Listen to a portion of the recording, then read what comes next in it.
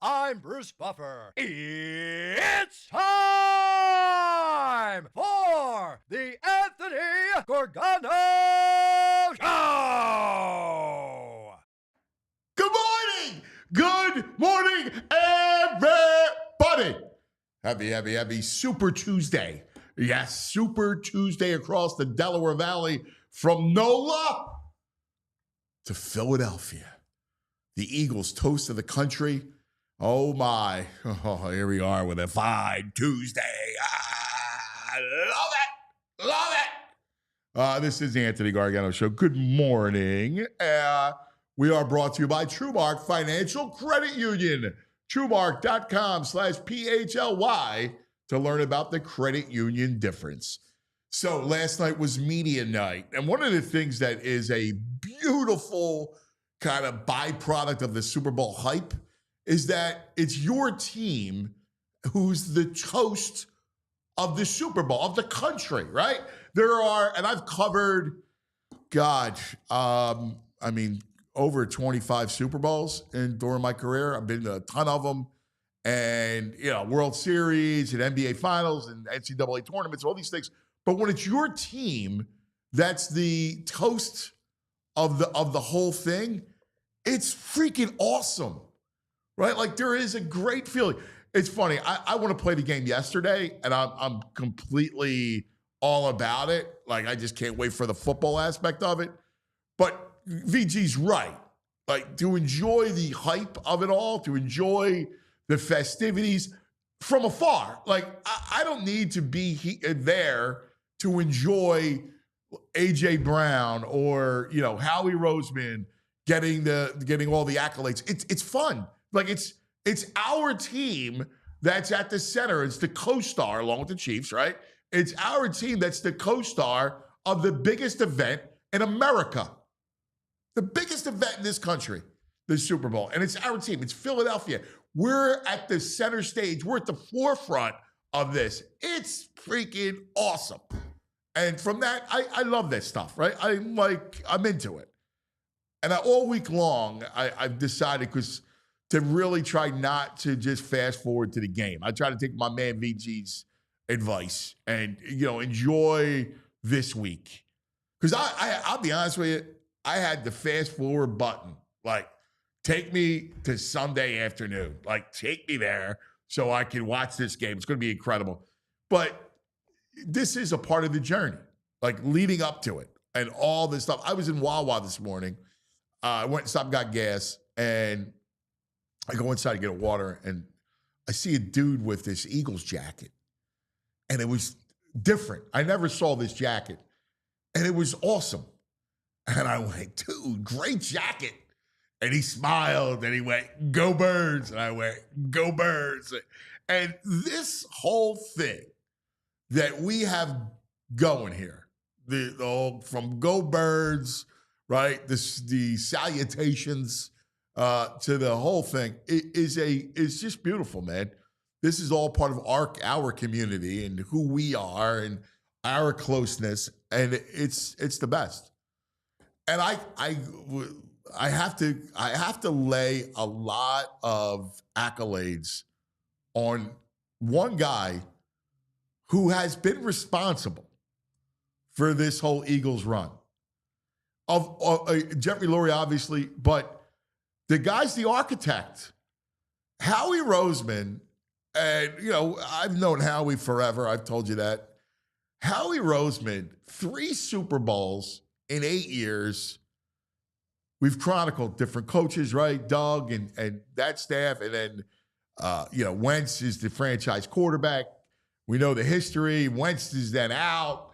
Doug's then out. In comes this guy nobody's heard of, Nick Sirianni. All of a sudden, he catches fire. Playoffs, first year. Super Bowl, second year. Wow, all of a sudden, then he loses his coordinators. Then there's the hiccup after 10-1 last year. And then, boom, back. And Howie is the constant. Howie and Jeffrey, right? Like, they're the constant to this. I'll never forget when Jeffrey Lurie was arguing with Chip Kelly, debating Chip Kelly. He was wooing Chip Kelly, and Chip Kelly wanted Howie out. This is before he even took the job. Chip Kelly, who now is back in the NFL as the OC of the Raiders, he wanted Howie out of the picture. And Jeffrey's like, no, man. He is my Theo Epstein. And that was the word. Remember, Theo Epstein was the architect who took the Red Sox, who rebuilt the Red Sox, and they won the World Series, and the whole thing became a kind of a dynasty. And Jeffrey thought Howie was that talent. He was his Theo Epstein. And Chip Kelly scoffed at it, right? He relented. He gave Howie a year, the first year they worked together. And then when Chip made the playoffs, right, and he had a lot of power because his offense was rolling, he leveraged his own power to banish Howie into the other side of the room of NovaCare, other side of the building, just doing contracts. And then Howie reemerges and 3 Super Bowls in 8 years. That is freaking amazing. It's really amazing. I remember his whole ascent from the beginning days. And we talked to Joe Banner about this a couple of weeks ago when it was Joe and in that seat next to Jeffrey. And it was Andy Reid and early on Tom Modrak. And then Tom gets pushed out. Tommy Heckert, who was a dear friend of mine, God rest his soul, he passed away. Tommy was a big part of it. And then in comes Howie. And Howie kind of was working with Andy and working with Joe. And then he solidified. That's how he learned that business. And it was funny. I was talking to Howie the other day. We were texting. And he said, I've now been apart from Andy and Joe longer than I was with them. So he worked with those guys for 12 years. And now he's been on his own more than 12 years. And it's a testimony to what he's accomplished. Good morning, VG. Go Birds. Go Birds. Tuesday. Woohoo. Loving it. Loving it. I'm trying to follow your lead here. Yeah, take my hand. I got you. Let's go. I'm trying to follow your lead of just enjoying the moment and not fast forwarding to the game. I really want to play the game. Mm-hmm. And you don't want to play the game because then it's all over. I know. You're right. I'm fascinated by the game. Yeah. I'm sure I want to see it. But to your point, then it's over, right? So why not enjoy the week? So I've tried to remind myself to enjoy the week and take in all the stuff from New Orleans, the media night, and the Eagles being the host of the co-star of the biggest show in America. It's working. You got like a nice glow about you today. You look relaxed. Just take a deep breath, smell it, watch it, taste it if you can. Like a little crawfish maybe. Enjoy it. We should, what's the spot? Is that spot over Reading Terminal, man. Oh, yeah. Slamming Cajun food. I forget the name of it. Yeah. They do great stuff. Yeah. In fact, they come see us. In fact, we got to get the alligator bites. And all that. Yeah. There was a place, I don't think it's there anymore. We used to go all the time. What was the place off of Nola? Cafe Nola? Cafe Nola. Yeah. Cafe Nola. I loved Cafe Nola. Yeah, it was a good little spot, man. We used to go on Sunday nights and get drinks. Yeah. Yeah, we'd walk because it was close to my house. I love Sunday night drinks. Yeah, Sunday night drinks were fun. Like, Tam and I would walk and go to Cafe Nola a lot. It's like I got my buddy in Pittsburgh. They're all envious, you know? They want to be us. So let me bring up Howie, all right? Yeah. Because you and I, over the years, we've been friends for a long time, ever since I met you in that bar. Where's the bar on the 8th Street? Dark Horse Dickens Inn. Oh, 8th Street. Where did I first meet you? I thought I met you like the Dickens Inn. Probably Dickens Inn. Wow, that was the Dickens Inn. That was a great Back spot. in the day. That was my man Boo was on Latimer Street. Nice. And we used to go to Dickens Inn all the time, watch hoops. Like I used to love Dickens Inn in March. Right. Now go to watch a tournament. Big soccer bar now. Is it really? Yeah. Good. I think Fraser goes there Guinness. sometimes. The Second Street Bar? What's the name of it? Where you go to watch? I go to Cavs Head House. Yeah, that's it. Yeah, Cavs Head now House. Cavs Head House. Oh, that's what that's the place? Yeah. That's a great bar. Then it was the Dark Horse. It still have the upstairs? Like, yeah. Yeah, it's got like the 4 bars upstairs. Yeah. Awesome place. It was the Dickens Inn. Okay. And I freaking loved that place, man. It had really good food, like good pub food, burgers, wings, and, poured a great Guinness. Oh, yeah. It was fun, man. That was a great spot. Beck's Cajun Cafe at the terminal. Yes. Great stuff over there.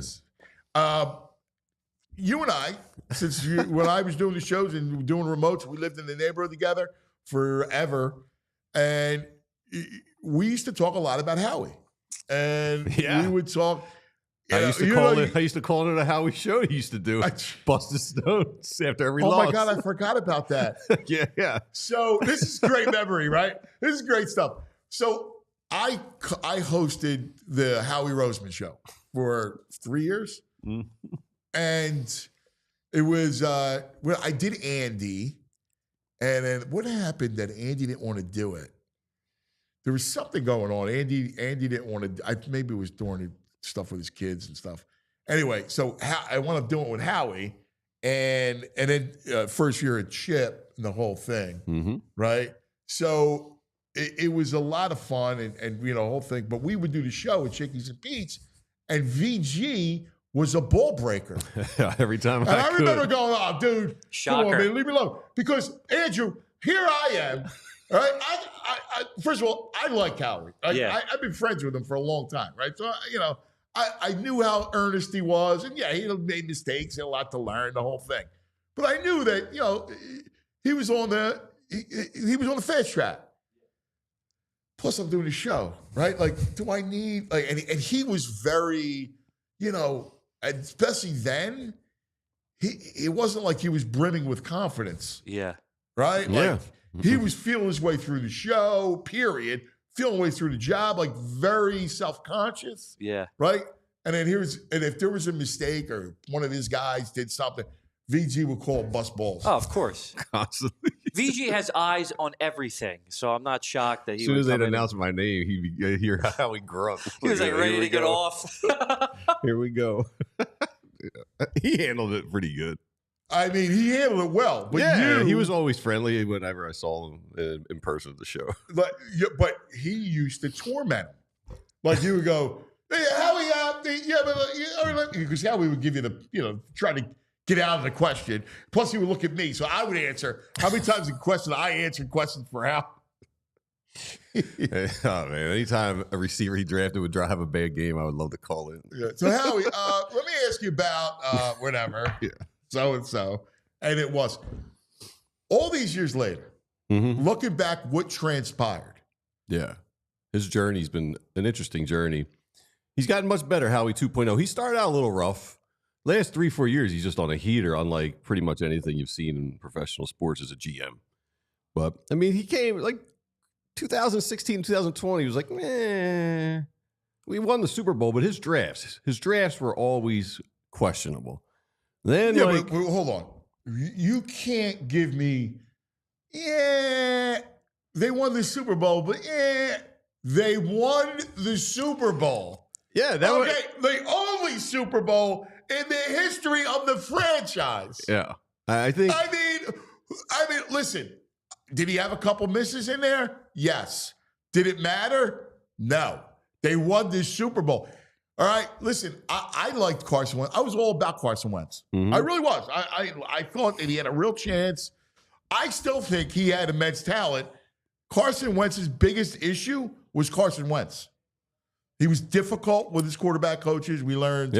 Right? He did not have the greatest work ethic. Nope. He was selfish, right? But he was 6'5", athletic, and had an arm. Yeah, but I think missing those personal traits is an issue.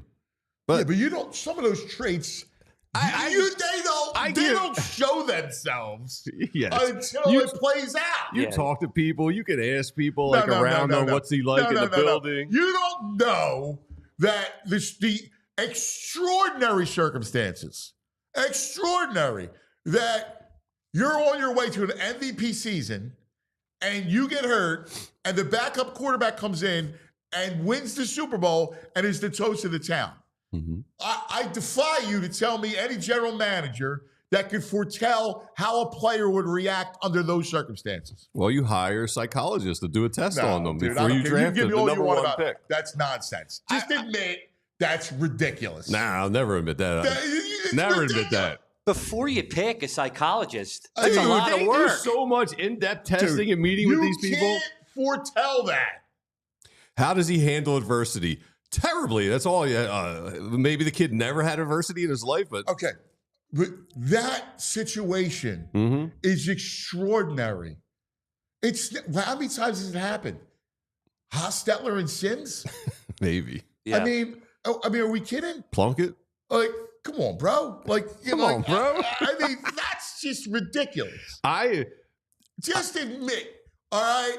He won the Super Bowl with the roster that he put together. I got to say. And he picked the pieces up to the Chip Kelly disaster. And it was a disaster. A disaster. So he comes in and the place is in shambles. Yeah. Chip Kelly threw an all-night party, didn't clean up. He did like the party. Rose big party guy. Walks in and somehow puts it all back together and wins the Super Bowl. And you're complaining about that he missed a couple draft picks. No, I'm saying. I mean, how ridiculous does that sound? I give 2017 Super Bowl. I don't know how much of that is Howie, just divine intervention. I look at this. Okay, I'm with you. I'm looking at the roster. The roster's not great. I mean, it's not a great roster they won with. Dude, I agree. Corey Clement. Dude, listen. Wendell Smallwood. Trey Burton. Wendell Smallwood. Listen, do I agree with you that is not the 85 Bears roster or the 94 whatever, the Niners, 92, whatever it was, 91. I mean, come on. I mean, I get it. He won the Super Bowl. And he won the Super Bowl because he had great fronts, O-line and D-line. I like how he's 2021 on. That's my man. He's my man since 2021. 2017 won the Super Bowl. 2017, Howie won the Super Bowl. Nick Foles won the Super Bowl. Tom Brady in arguably his best game he's ever performed in. Without a doubt, Nick Foles. There's a lot of heroes. 2017. Let's go. Derek Burnett. Derek Burnett's his top pick. They still won Sidney the Jones. Super Bowl. Donnell Pumphrey. That's 2017. I got to take a timeout. I try to have a good attitude, and he's already on my nerves. He's chopping up that team on the anniversary, which is today. Like, come on, man. There's just some kind of magic with that team. You know there was some magic. Oh, my God. It was a great. He won the Super Bowl, though. I mean, what do you like? Do I think there was luck and blue snow? Yeah. Yeah. Yeah. There definitely was. He was the architect of the fronts, too. Like, you can't just pick and choose. They won the Super Bowl. Well, I mean, the fronts. He signed Foles to be the backup. All right. I give him mad props for signing Foles. But all right. Well, hold on. Just hold on. Lane Johnson's Chip Kelly, right? We got it. Dude, anybody could have taken Lane Johnson. Before the draft that day, I was doing a show at Chickies and Pete's, and I go, I want that guy. Lane. It was the obvious one. All right, we got lots to go. Hold the thought. Put a pin in it. We'll argue about it in a minute. Yeah. All right, but we got Mike Sielski coming up. We got a fun show for you as always. Mike Sielski is going to join us from New Orleans. Fran Duffy from New Orleans. We'll talk to our man, Franny Films. Baldy! Nice. The great Baldy. We love him. Coach Frank DeLano will join us. He's our man, Haddonfield's own Coach Frank, to give you a little X and O. All that. We love Coach Frank. Lots to get to today on the show. First, let's talk about some of our partners, like Golden Nugget Jewelers. Golden Nugget, you're gonna love it.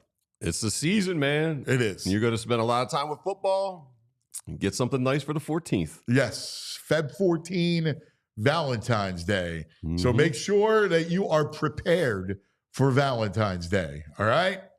Make sure. It's huge. All right? It's a big deal. I know we go, it's a made-up holiday, blah, blah, blah. You got to do it. All right? And I'm going to make it easy for you.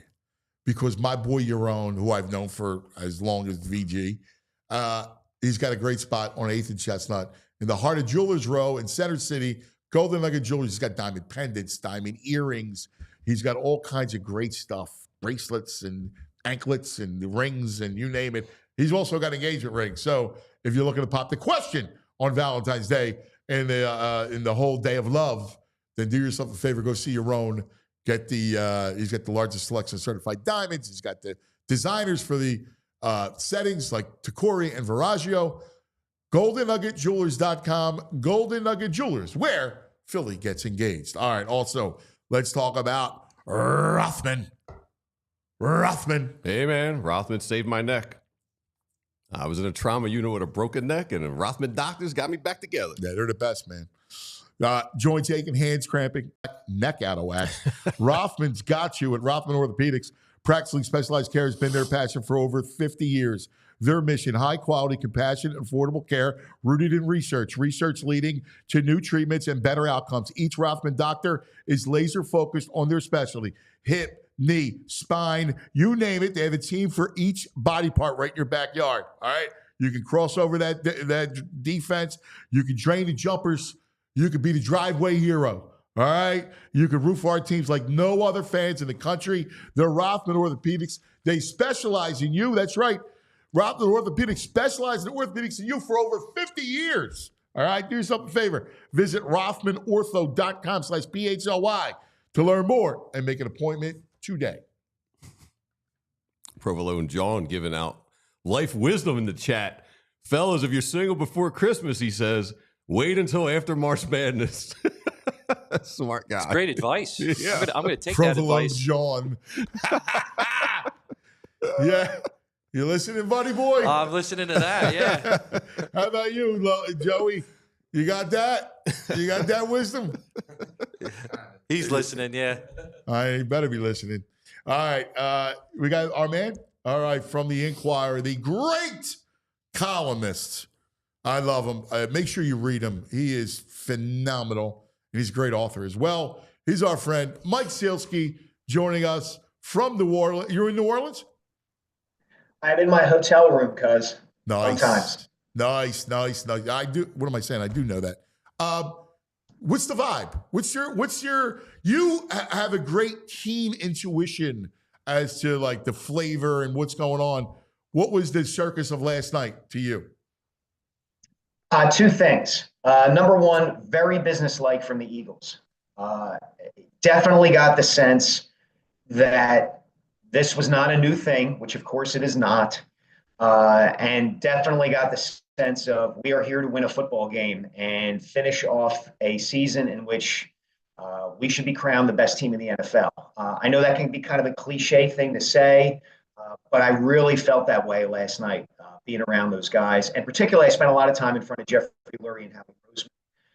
And they, it was Jeffrey's chance to shine a little bit. He doesn't talk to the media on the record much. But even from those guys, there was a definite sense of, hey, we're supposed to be here. And then the second thing I'd say is the media contingent who are here are much more interested in the Eagles than they are the Chiefs. The scene on the floor of the Superdome for the Eagles session of media night was like the Schuylkill at 8:12 a.m. on a Wednesday. For the Chiefs, it was much thinner. Lesser. It was thinner. It was easier to move around. I think there's a sense just that the Eagles are a little more interesting, whether it's because they're back and have the revenge factor, whether it's Saquon, and the feeling with the Chiefs is, yeah, Patrick Mahomes, yeah, Travis Kelce and Taylor Swift, but we've been here and we've done that, and we've said everything we need to say about the Chiefs. The Eagles are the interesting team. You could totally see it. Let's go back to the first point, which is this business-like approach that they have. And it's interesting because we saw that after the NFC Championship win, the celebration was a bit muted, which I liked. We remember, the lesson of the Superdome in New Orleans way back in the day was when the Eagles won the NFC Championship game, they celebrated like it was the Super Bowl because they had beaten the Cowboys, right? Right. Even though that it was, ancient history, the lesson is still the same. The lesson is, hey, it's great you won the NFC, but you got to win a title. And that's what it's really about. And I like that mentality that they have.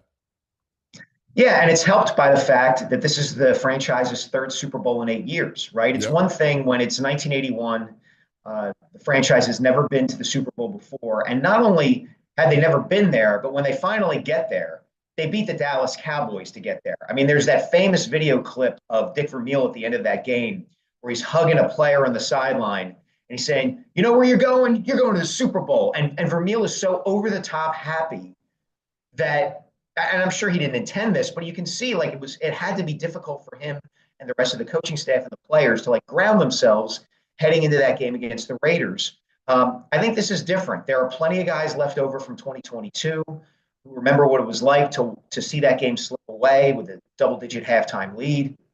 And, that culture is still there of, hey, nothing's finished yet. I think the guys who have come in this season buy into that and approach and really embody it too, whether you're talking about a guy like Saquon. It's not like Saquon is standing back here saying, I'm the man and I've done what I came here to do and showed everybody that the Giants were wrong to let me go. He's falling in line with everybody else saying the job isn't finished. And I think it's an interesting wrinkle to this week. Yeah, it really is. And look, I think it's the right thing. I thought, the irony is you beat an NFC East team to get there. And like you said, you should have. You were a favorite. You were distinctly the better team, the more seasoned team. You should be here, right? Like this should be a part of it. And you could argue. I talked to a bunch of football people, right? I made it over the weekend. I just texted a bunch of people I knew, and I was like, "How do you see the game?" It was like my own informal poll. I gave my little. I think the Eagles will have a better roster, blah blah blah, because of the fronts, and they all. I mean, it was almost unanimous that they all agreed the Eagles were better, but there was the caveat: Andy, Spags, Mahomes, and he's like, they're like, how do you reconcile that? Like, how do you bet against those three? Like they're the Holy Trinity. Yeah, that's exactly how I see this too, Ant. But something occurred to me last night while I was out there on the floor during the Chiefs media night session, which was they really struggled to get here this year, right? Like 11 of their 15 victories during the regular season were within one score. That Buffalo game was a coin flip game. And in retrospect, you can say, of course, Mahomes makes the plays that the Chiefs need to make, and the Chiefs make the plays that they need to make. But there's an argument to be made, too, that heading into this game, it's possible the Chiefs are drained. It's possible the Chiefs are drained. And I think the Eagles players look at this the same way you do. And the same way a lot of us do, which is I think they know they have the better team and ought to win this game. And maybe that's playing into this kind of confidence or this business-like approach, like we're calling it, where they're just saying to themselves, this game is ours for the taking. We should not lose, even to Patrick Mahomes, even to Andy Reid and Steve Spagnuolo. We are better. And the other side of that is that there's a reason no team has ever three-peated before. And there's a reason why the Chiefs getting to this point is such an achievement, is that's never happened before. Well, it has. I mean, getting to 3 Super Bowls, but the opportunity to win a third in a row. So there's some factors at play here that we don't know how they're going to shake out come Sunday. And I'll say this. I don't think the Chiefs are going to blow the Eagles out if they win. But I think it's possible for the Eagles to blow the Chiefs out. Yes. We said the same thing. In fact, the Eagles if you lay 9.5 with the Eagles, it's over 4-1 return. There you go. And I got a weird kind of vibe. Like, I think they could win with margin. I do. I think they can win margin. Yeah, I mean, look. Go ahead, Greg. I'm sorry. No, go ahead. No, I was just going to say, I think the only hesitation is that we're from Philadelphia, right? Right. Our instinct isn't to look at this and say our team is better. The team we cover is much better and should win the game. Our instinct is the team we cover and root for is better. How are they going to blow it? And maybe that doesn't happen this time. We're afraid to jinx it and say the wrong word, get too confident. But there is the real, like, I'm completely, first of all, the Eagles have not been blown out all year. I mean, they haven't lost when Jalen Hurts, Saquon Barkley, A.J. Brown, and Devontae Smith all played together. Yep. They have not lost. And I think, Mike, you got a good point. The drained word is a good one because just watching the Chiefs, they look old and they look a little slow. And every game they're in is a dogfight. It's always a one-possession game. And I feel like they're coming in. They look a little tired coming in here. And the birds are rolling. There's just an energy right now that I think you're right. I think they can feel that the champ's a little tired right now. Here comes the young Bucks. You know, the analogy I'd use, guys, is if you saw the 30 for 30 about the bad boy Pistons, you remember that the Bulls were coming after them for a year or two. Like that Pistons team with Isaiah and Lambeer and Dumars and all those guys had been coming after the Larry Bird Celtics for a couple of years. And the Celtics have been able to fend them off and beat them in the playoffs once or twice. But then the Pistons broke through. And then the Pistons were the champs, and the Bulls were coming after them. And once tried to beat them, couldn't do it. Twice tried to beat them, couldn't do it. And then finally the third time, they just steamrolled them in the conference finals. It was it. The Pistons were just out of gas. And, like I said, I'm hesitant like you guys. Just because, great analogy. Yeah. It's a great analogy. I feel it. Yeah, the Eagles have been after this all year in a way that, not too many teams are. And, like I said, it would not surprise me to see them win by margin on Sunday. Michael is so on point. It's so on point. I freaking love it. In fact, I was confident going in, but now I completely agree with you. That's a great analogy. They have to be tired. Yeah. They have to be. I didn't look at it like the fatigue of all these big games and this season where it was every game was a stress. At some point, it's got to break.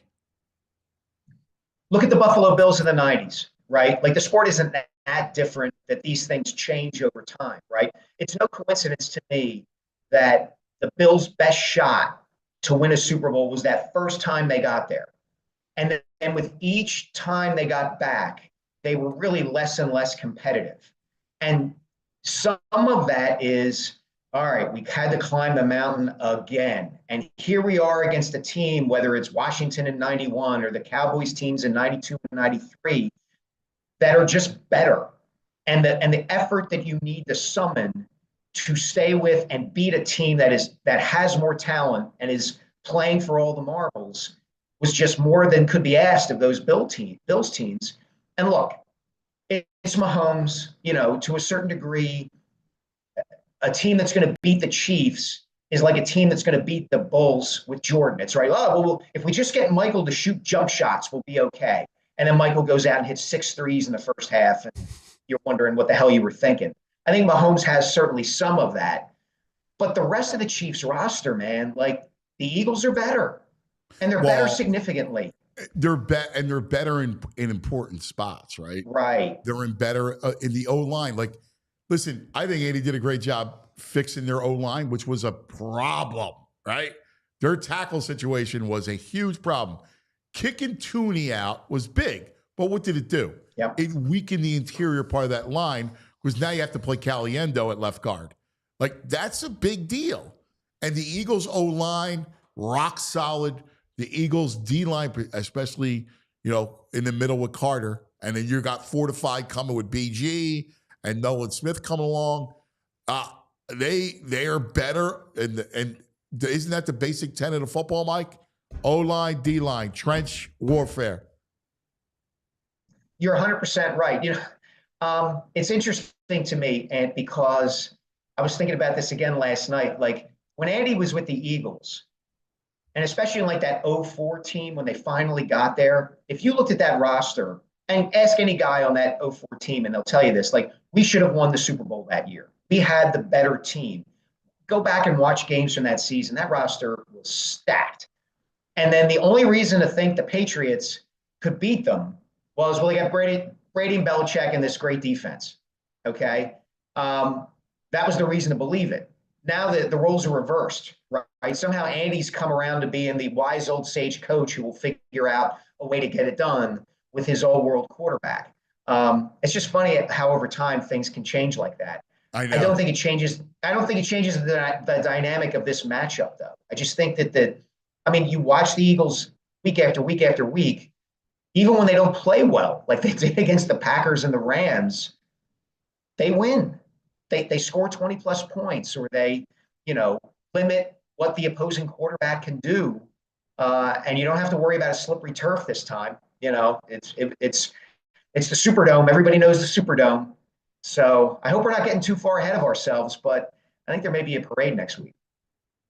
Yeah, listen, I agree. He said it, not me. Listen, the other thing too is they slayed Brady in February of 18. It was not a great Patriots team, right? Like in the same way, their defense was not great. Who was that? Cooks got hurt early. Like all they really had was Gronk. Their best defensive back. Remember, Belichick didn't play him. Benched him. Malcolm Butler benched him. Yep. Right. So there's some similarities to the Patriots that limped in and that the Eagles won in Feb 18 to the Chiefs. Like, they're almost a shell. And not to say, they are. I see the same way, man. I just think they're in a better spot. All right. So let me get you to this point. Point number 2, which is the 3 Super Bowls in 8 years. And we started this debate, VG and I, because you're looking at the co-host of the Howie Roseman show from to about 2010, whatever it was.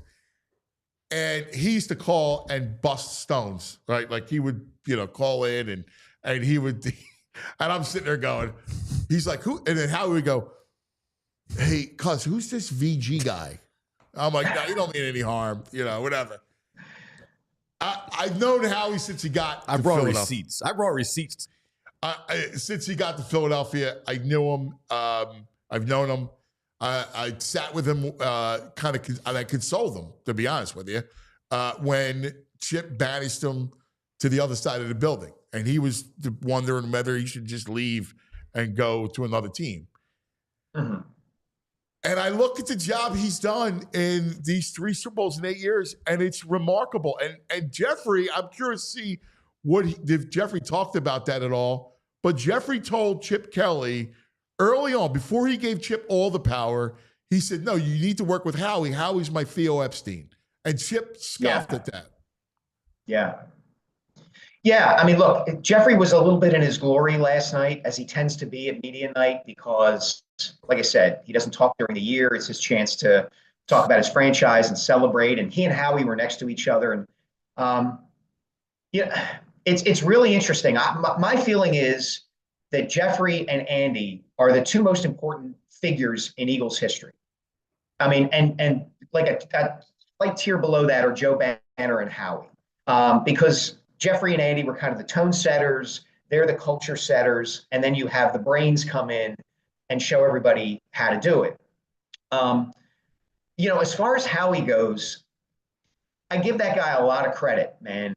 For being willing to learn at Andy's knee, how to scout, do all the stuff that a football guy, quote unquote, can do. And I think more than anything, he and Banner saw where the league was heading, right? Like that you could no longer just rely on the instincts of a guy who really knew the sport.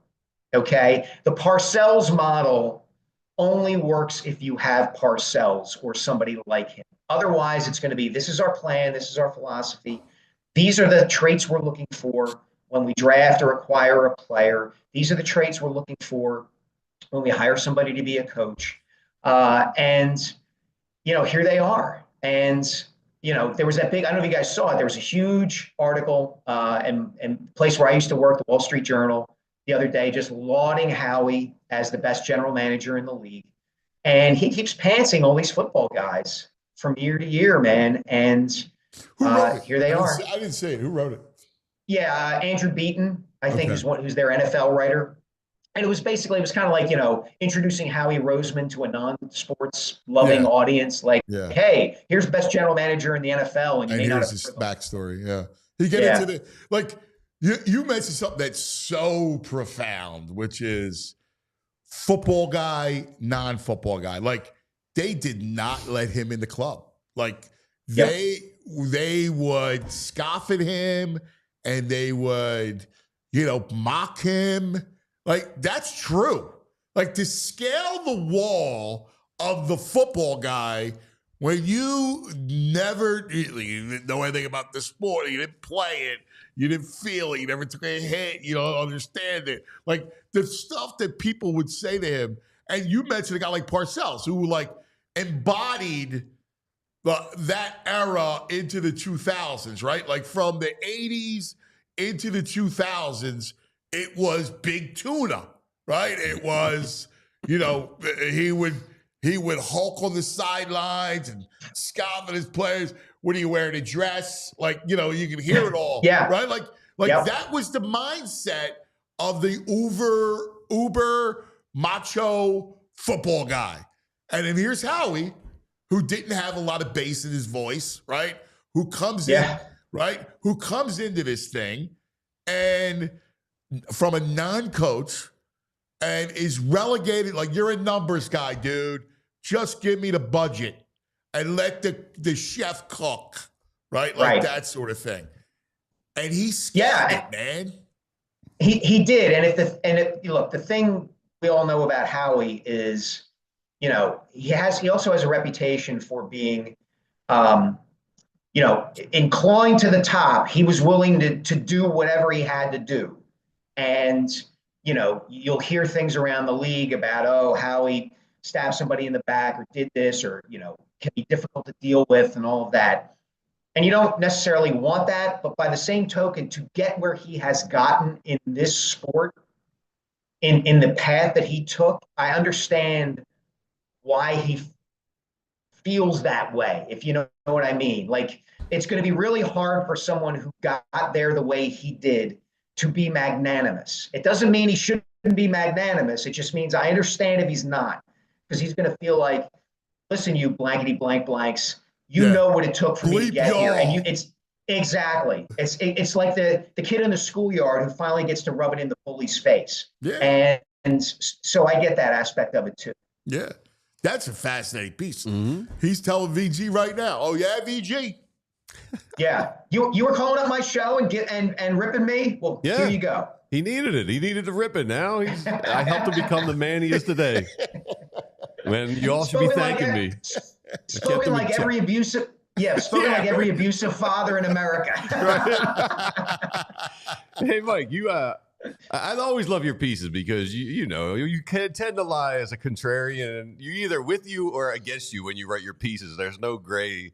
So you come out right away. There's no Chiefs referee conspiracy, blah, blah, blah. I don't agree with some of your arguments in there. But the one thing I found interesting is Goodell addressed it, but he actually brought up the whole script thing. Like, there's a written script. I write the script. So he is aware. I thought that was interesting. And he's aware of these memes and social media things going out there. Yeah, and some of this is a function of our age, VG, where like it's social media. There's going to be conspiracy theories all over the place. But some of it is just like timelessness in sports, right? Like Knicks fans in the 90s thought that the refs were against them, against the Bulls, and then there's the brawl with the Heat, and everybody gets thrown out, and it's a conspiracy to keep the Knicks out of the finals. Game, dude. Yeah, I remember Van Gundy holding on to Alonzo Mourning's leg. Like he was a Shih Tzu. So some of this stuff has been around forever.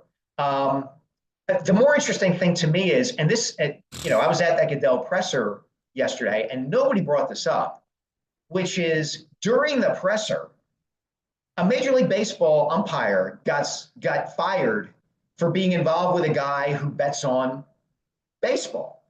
And this is the thing, right? Like, don't worry about like the idea of like the refs conspiring to make things easier for Patrick Mahomes.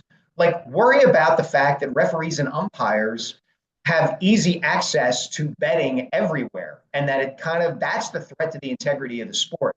Nobody wanted to ask anybody about that, but look, I'm all for people doing what they want to do and enjoying themselves, but it is an issue for these leagues that they have to deal with. Yeah, no, you're spot on. Michael, I could talk to you all day. What do you got cooking today? Well, you got the availability with the Chiefs and the Eagles starting at noon your time. So got to go there. Trying to think what else. I'm heading to Baton Rouge on Friday and to go to LSU because that's where it's Rocky Book time. That's where Bill Conti's archive is. Wow. So I'm going to read over all the material, all his notes about how he wrote Gonna Fly Now and Going the Distance and all that kind of stuff. He's an LSU alum. That's phenomenal. Awesome. Yeah. So I got to drive on Friday morning ahead of me, but that'll be worth it. Oh yeah, it's only a couple hours. It's fun. Yeah, it's easy. Yeah, it's an easy drive. I've done that before. Oh, dude, I can't wait to hear about that. I'm looking forward to it. Oh, Thanks, I can't guys. wait. In fact, we might have to steal you for a little bit just to find out how it went. Okay. Before, all right. I'll take pictures. You can see what Conti's handwriting looks like. I love it. Oh my God, that's phenomenal. Rocky 2, baby. This is the story. You got it. This Super Bowl is Rocky 2. You're the man. I ain't switching. Love it. See you, fellas. Be Hey, good. buddy. Mike Sielski, Inquirer. Fantastic. Ain't gonna be no rematch. That's phenomenal. Oh my God, great stuff. The idea that the Chiefs will be gassed. Yeah, I like that because they've had that feel of like half the season. Yes. They're just squeaking by. Yeah, Yeah. it's the truth. About to run into our steamroller. All right, we got our man. Speaking of football guys, he is a football guy. He's a new age football guy. Yeah. Our man Fran Films coming up in just a second. We'll go right back to New Orleans. Stones and Crystals. To get the feel of it. That kind of new age football. No. Who went to Crystals yesterday? Oh, David Boreanaz. Man, he's my man. I'm a big Boreanaz. fan of him. No, he's a new age guy. Yeah. Franny's just a younger, old man. Yes. He's definitely like an old man. He's a Parcells. Yeah. He's Parcells. He's a leatherhead. But he's 20, whatever, 8 years old. I'm guessing. I don't know how old he is. He's timeless. He is timeless. He is a leatherhead. Hey, let's talk about some of our friends, shall we? Let's talk about, the Bet Park Sportsbook and Casino app. It's got you covered. I got to find, what do we got? Can you go to the app right now? I'm on Bet Parks right now. All right, because I want to find out. I'm looking right now. I want to see what's going on here. Right now, Eagles still plus 1.5. They are. It's amazing. That thing has not moved. Mm-mm. Total? 49. Still 49. Man, it's amazing. Big game just days away. And the Bet Parks online casino and sportsbook app has you covered. We've been going through some of the props. Tomorrow night, the Brain and I will go through every prop. All right? It'll be a prop special. So you got to be tuned in. We're going to have a lot of fun. Already to want my favorite so far, Eagles laying 9.5. Eagles laying 9.5 is plus 4 and change. Let me see. Minus 9.5. They are Should be plus 350. 350. On Bet Parks. Plus 350. It's going down. Uh-oh. People they're heeding listening your to advice. Us. Do yourself a favor. The only app I'll ever use and recommend, the Bet Park Sportsbook online casino app. Get some skin in the game. You can also play blackjack, craps, poker, roulette, hot online slots while you watch the game. In fact, new users right now get up to $1,000 casino bonus back if you're down the first 24 hours. BetParks.com has all the details. You got to be 21. You got to be in PA, New Jersey, Michigan, Maryland, Ohio. If you have a gambling problem, please call 1-800-GAMBLER. Also, Sunday, all right, you're going to need food. Now, you want Philadelphia food, all right? Eat local. You got to make sure. I love that. Eat local. Very good. Yeah. Very good. Eat local is right. Eat Philadelphia. Eat Primo's. You're going to have people over. You have to have as many hoagie trays as possible. You can't have too few on a Super Bowl party. No. You better have enough food. You gotta do it up. I was at a birthday party Saturday night, private party. Primo's Hoagies was there. That was the catering for it. Oh, really? Delicious. They do great stuff. And, there's no better place to cater your Super Bowl, your big game party, I can't say it, your big game party than with Primo Hoagies. All right? You can, we know about the rolls, the best baked in store every couple hours. The seeded rolls are the greatest. You got it all, man. All right? And then you got the picky trays. I highly suggest that. You're a big fan of that. Yeah. The pepperoni and cheese, the It's mozzarella nervous energy, balls. man. You got to keep eating. Keep your hands busy eating. Yeah. You got to do it. You got to check it out. We will be at the Primo's in Clarksboro on Saturday for a little pep rally. Got a lot of good stuff happening. So go to PrimoHoagies.com. Get your tray orders in early. All right? Make sure you call on Friday to reserve it at your local Primo's. PrimoHoagies.com. You'll find the location nearest you. And you'll say what I've said for 25 years. It's not just a hoagie. It's a Primo. All right. Now, joining us, let's go back to New Orleans. He's our man, Franny Films.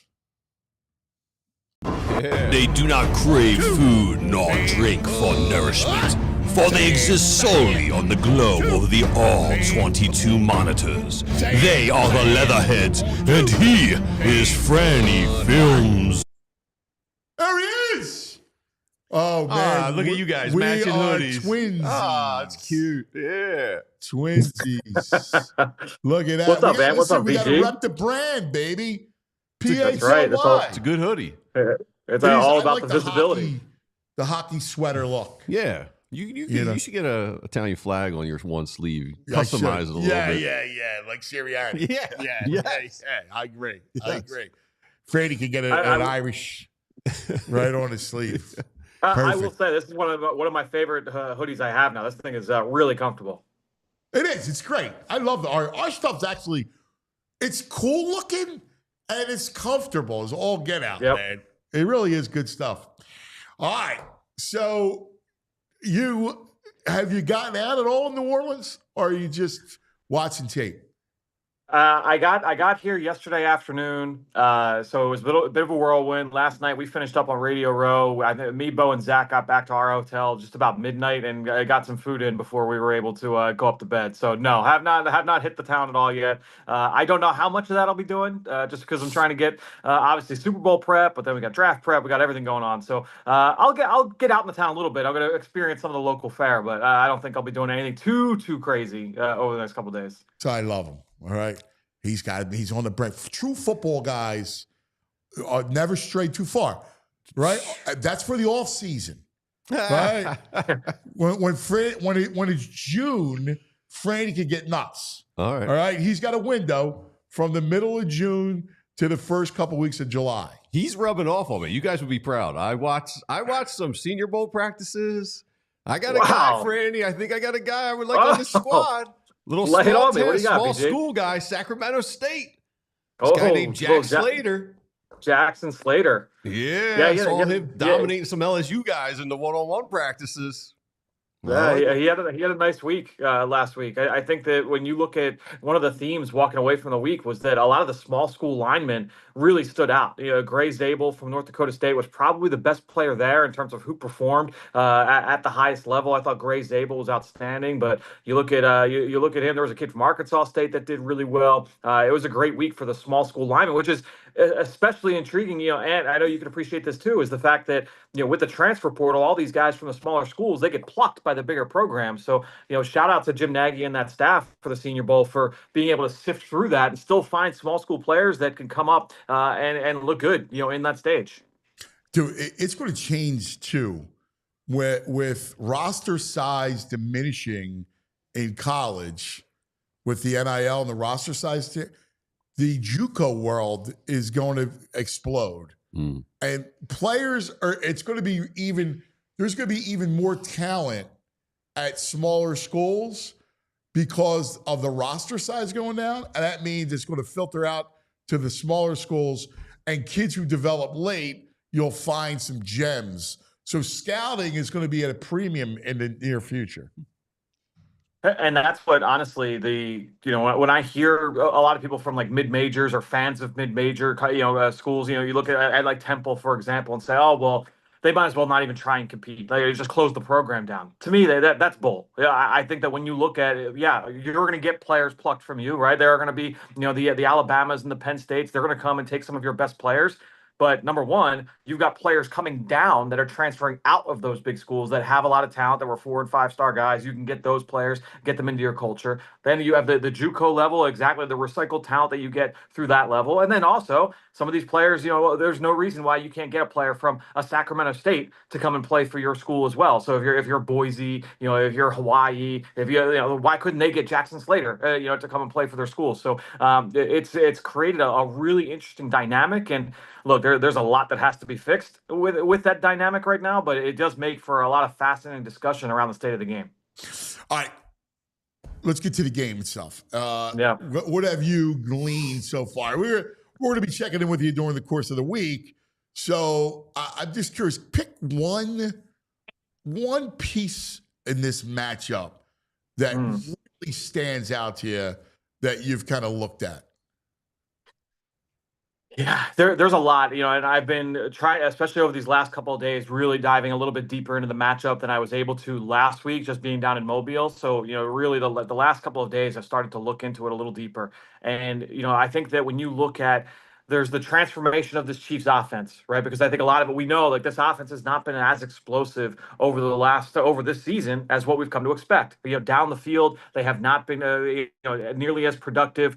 But what we have seen over the last 3-4 weeks, the numbers for this Chiefs offense, the efficiency for this Chiefs offense has really started to spike. 3 of Patrick Mahomes' best game by EPA per dropback have happened in the last month of the season. You take they didn't play week 18, so you're talking like week 15, week 16, week 17, and then the 2 playoff games. In that short sample, that's been some of their best work offensively. Now, the defense hasn't always been great during that spot, right? They've been like opportunistic defense. But when you look at what Mahomes has done, he's been getting the ball out extremely fast. They've done a great job against man coverage. He's been extremely efficient on those quick throws. They're still not attacking down the field, Amp. And that's why, to me, like, a lot of people are saying, oh, that's not an explosive offense. If you look at that, the drive that Jaden Daniels and Washington had in the opening drive against the Eagles a couple weeks ago, that's the way Kansas City plays. That's the way they want to play. That's the way they feel most comfortable playing right now in 2024. They are perfectly fine matriculating the ball down the field bit by bit by bit by bit and converting on third down.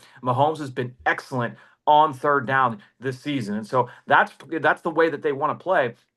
To me, Vic Fangio, in this game plan, they have to do everything in their power to try and force Patrick Mahomes to hold on to the football. Because in years past, to me, like, that's the difference between this offense this year versus the offense in recent years, is that when Patrick Mahomes holds on to the football longer, typically in the past, he created a lot of magic. This year, that has not been the case. Now, I've got some numbers that are going to be up on the sheet on my preview later this week that kind of support that as he's held onto the ball, he's made some plays in the playoffs as a scrambler, but we know that's not necessarily his game. The big thing is, like, he's been able to kind of put that dagger in you down the field, creating that play late in the down. He has not done that at a high rate this year. And so to me, one of the interesting things is going to be, can they force Patrick Mahomes to hold on to the football?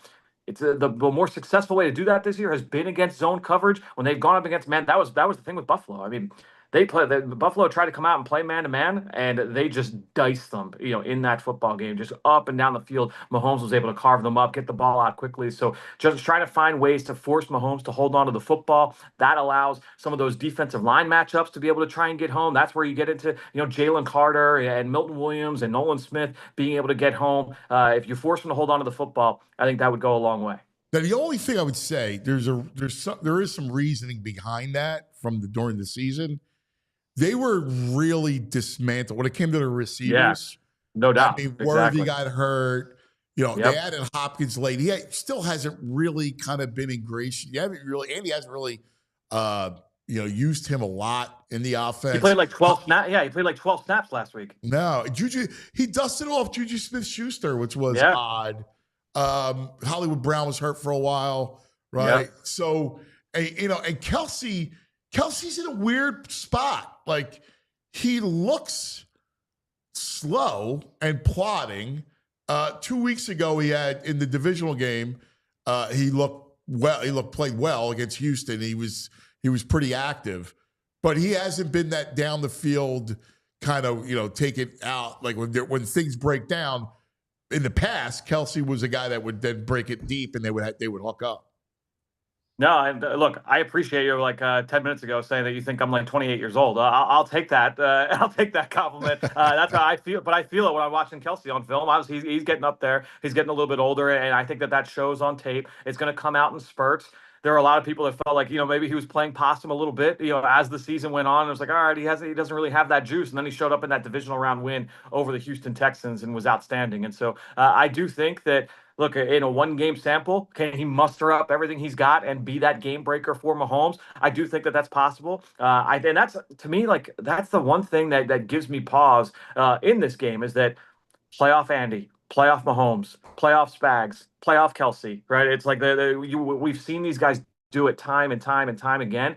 But other than that, the Eagles are just a better team. That said, you mentioned just all the pieces that Kansas City in this offense they've been missing throughout the year. They're trying to piece it all together kind of on the fly. And while they've had their best performances down the stretch, it's still not a unit that the Eagles have faced more dangerous offenses this year and come out on top in a big way. And so I do think that there's an element of that. To me, that's where I get a lot of confidence going into this matchup. Yeah, I think their best offense that they faced was Baltimore. Yeah. But, Baltimore was the best offense they faced. Especially at that point. I mean, they were number one in every category: explosive runs, explosive passes, vertical down the field, get the ball out quick, carving up the blitz, carving up zone, carving up man. I mean, they were outstanding. Look, the Rams, what they had done down the stretch. They played some really good offenses, in spurts this year, and they came out. They looked really, really strong. Obviously, as we all saw. Yeah, great. Hey, Freddie, we'll be bugging you all week. My twin, twinsies. Well, it's gonna be a really fun week. Bo, Zach, and I had a fun show last night after everything over at media night, opening night. So make sure after you guys are all done watching this show, go check that out. It's up on the PHLY YouTube feed. We had a lot of fun, over the course of that one. But we're gonna be here twice weekly, or twice daily here the rest of the week from Radio Row. So make sure to check us out over on the PHLY Eagle Show. I love it, buddy. I love it. Keep killing it. Thanks, Franny. Appreciate it, guys. Here he is, Fran Duffy. That's right. It's the Locker Room Report. Thanks to Fran, and that's brought to us by TrueMark Financial Credit Union. That's right. Locker Room brought to us by TrueMark Financial Credit Union. TrueMark.com/PHLY for the credit union difference. Now, it's a treat as we are just past the 10 o'clock hour this morning. That's brought to us by Rite Aid. RiteAid.com for your nearest pharmacy and store. The one, the only, Baldy. Baldy's not here quite yet, but I do have some insights. I looked at you and you gave it a nod. I saw the nod. You saw that? I saw the nod. So the nod was Baldy's here. We got to wrap up with Randy. Baldy's here. Well, there's a little context to this. I sent you a text about that was what the nod was about. Yeah, I was expecting Baldy, or else I would have went longer with Fran. So the nod is always about Baldy. Yeah, man, you can't keep Baldy waiting. You know, he's waiting. Next thing you know, he's in the water somewhere. He's not just sitting around. He might be in the water. I just texted him because I don't know where he's at. But in the meantime, do you want me to play the VOD? Yeah, let me say it. This is Vinny Curry from last night. This is Vinny Curry from last night. All right, I like it. What can we expect from you guys pass rush on Sunday? Same thing we've been getting. Same thing y'all been seeing all season. We've been getting after it, and we feel like we're the best in the league, and we try to put that on notice every time we step on the field. I feel like they're the best in the league too. I think I say that every week, but you guys always backing me up, man, and I appreciate it. I just want to tell you, man, good luck, man. We proud of you, my God. So you here at your third Super Bowl. I love this. Yeah. Vinny doing a great job. Each year's a new experience, different opportunity. They all feel different, but it's special. It's really special. So Jay, you guys think we got this, right? We got it, man. I hope so. We're prepared. We got a great team. They got a great team. It's gonna be a good show. So let me ask you this: what do you think? What do you rate the experience so far? The atmosphere. Now I know you guys only been here for a couple days, but what do you rate the experience here from the last 2 Super Bowls that you obviously experienced? Yeah, I mean, we just, like you said, we kind of just got here. It's hard for us to really experience a lot of it. It's all for the fans, really, the show. But I keep hearing how good of a city New Orleans is for a Super Bowl, and I can't wait for my friends and family to get down here to really experience that. There you go, man. Good luck, Jake. Thank you, brother. Good to see you. All right, thanks. Again, we here before and live from the Superdome. Got the Rookie of the Year, and I think most of us, all of us across the world, opinion. No, man. Are you excited? Excited to be here? Yeah, man. I'm glad to be here and grateful to be here. So everybody want to know, man. What can we expect? What can we expect? Are we up? Are we up? The momentum. He's such a good kid. Going into Sunday's game. I love him. He's so cool. I love Q. I love him. Yeah, we're so excited. Just going out and just doing our job. All right, man. You heard it here first. He's looking at Vinny like, God, Vinny's an alien, man. Look at him. He's crazy. Eagles. Vinny is big. Vinny's a monster. Yeah. Yeah. Yo, this is Vinny Curry here with PHLY podcast. Like I told y'all before, I even seen him today. I told him that it's gonna be all straps tomorrow, man. And we was talking about, we was all talking about this weekend. Vinny Curry, they asked me, who are you most excited to see on Sunday? You know what I said, CJ. I say me, but I'm also excited to see Devontae Smith come home and like you remember last time he came home in college what he did. Oh, he went crazy. So everybody remember that. I'm kind of hoping something big for Smitty. I think this is the game Jalen do everything he needs to do. My man, yo, you heard it here first, man. So here we go. Yo, CJ, appreciate you, my brother. Yo, man, Good luck, baby. Recording here live from the Superdome on the PHLY podcast. Got Connor Baldwin here. Connor, you guys have been phenomenal all season. What is the mentality? Where's the guys thinking? Everybody's ready? Everybody's going crazy on Sunday. We want to know what's the mentality around the building. Hey, I'm not allowed to do interviews, only players and coaches, but only for you, Vinny.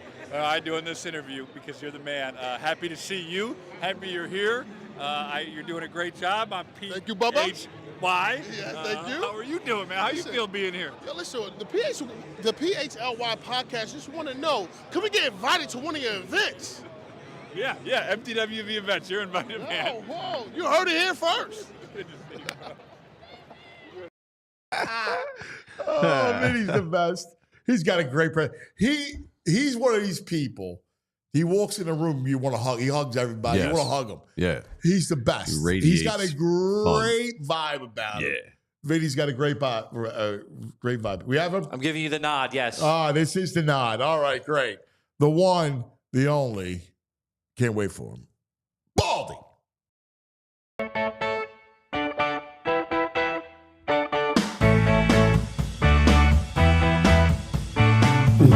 Baldy. Oh, let's talk some football. Baldy. Oh, he likes pizza and football. Oh, Baldy. There he is. There's my boy. Morning, Cuz. Where you, Florida? How we doing, man? How we feeling today? Yeah, I feel eerily confident of that you said 4-0.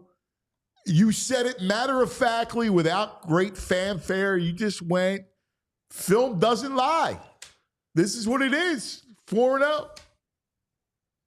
Well, I mean, I thought they were the best team going into the tournament. I thought they've done nothing but show that so far. I mean, they had the scare against the Rams, but the players knew how to pull it out. Whether it's Jalen Carter punched the ball out and Isaiah Rodgers, taking it back, setting up the score, or Jalen finishing the game out. I mean, they finished it because that's who they have right now. They've got guys that know how to finish defensively and offensively.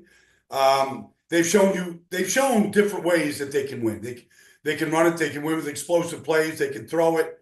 They're healthy. I mean, I just thought they were the best all-around team. All right, let's do this because I want to split up because we'll have you twice. And today I want to look at Kansas City. Let's look at the Chiefs. You studied the Chiefs, sure. All right? Because I think people don't know the story of the Chiefs season. They hear how every game was close. It was always one score. They were able to pull it out. But they went through a lot of injuries, right? Like they lost Pacheco. They lost Hollywood Brown. They lost Worthy. They've had a lot of turnover offensively. The offensive line, we talked about this. Andy had to fix it by kicking out Joe Tooney to tackle. So where are the Chiefs at right now in your eyes when it comes to all season long? I mean, first of all, they've gone through the postseason now, winning 2 games, taking care of business against Houston, with all those sacks and quarterback hits and then they took care of Buffalo, which was, a good challenge, no question about it. But they were up to the task there. The thing that has really spurred them on in the postseason is their special teams play and the returns, kickoff return, punt return, to set up 2 scores. And then they continually get plays from Mahomes that nobody else really can make, whether it's a touchdown throw to Kelce against Houston, his 20th career postseason touchdown catch. But now we're seeing Xavier Worthy used in a different way. When he first came there, we thought, oh, he's just a go ball guy. We're just going to throw deep shots. We're going to get big 40-yard chunks. But that's not really the best way to use them. It's easy to cover guys that are 5'9". So I think that it's or Hollywood Brown in that role, who's that size. So now it's more of a lateral game. So they've kind of figured some of that stuff out.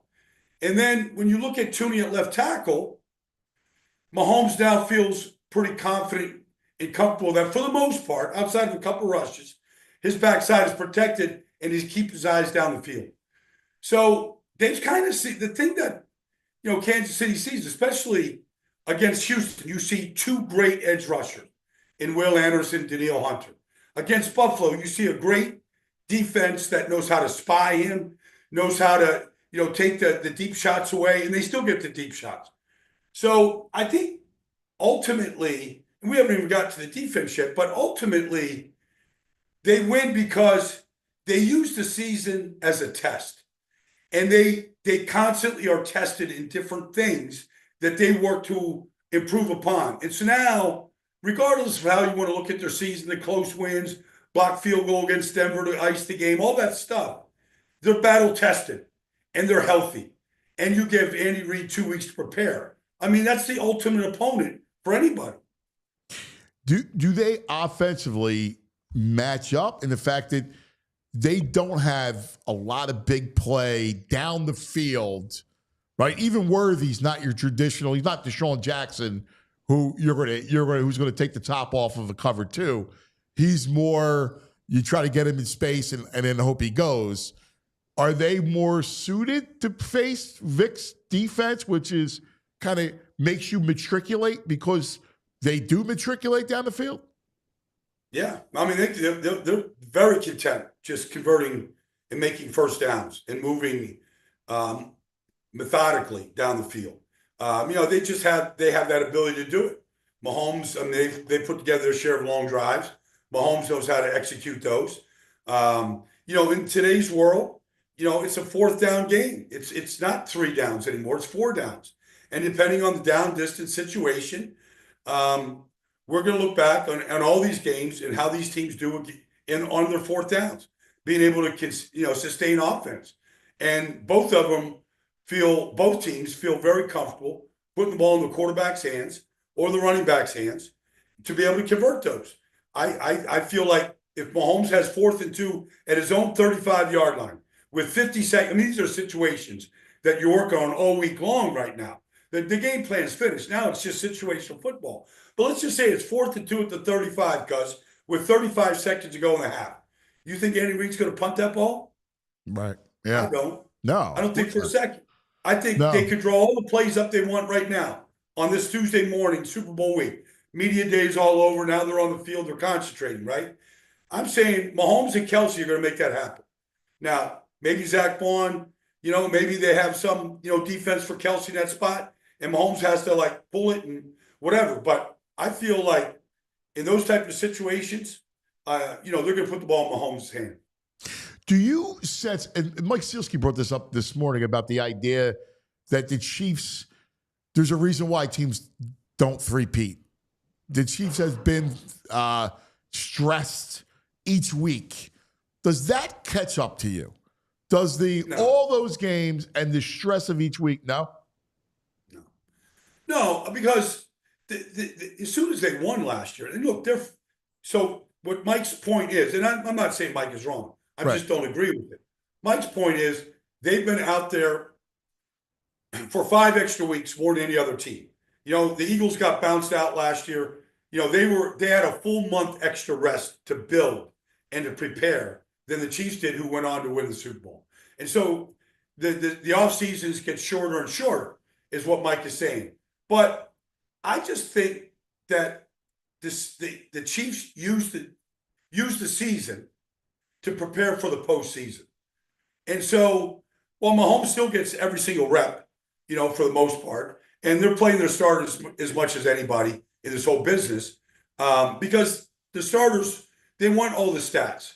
They want to be the starter. They want the recognition. They want all those things, not selfishly, but we're not on a pitch count.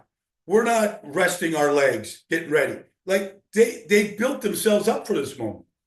Yeah, it's fascinating. It is. Let's look defensively, Baldy, and the job that Spags has done. Compare this defense to 22. Well, I think in 22, Karlaftis was a rookie. They had 6 rookies. Leo Chenal, Cooks. I mean, they had 6 rookies that made an impact. And, Jalen Watson. I mean, you go through the list of all the rookies that played. Well, now they're seasoned 3-year veterans. I mean, these guys really understand the game right now, and they really understand the defense. And so then you add that to the addition last year that they made of Tranquil, to having Nick Bolton, who runs the defense for them. Those kind of things.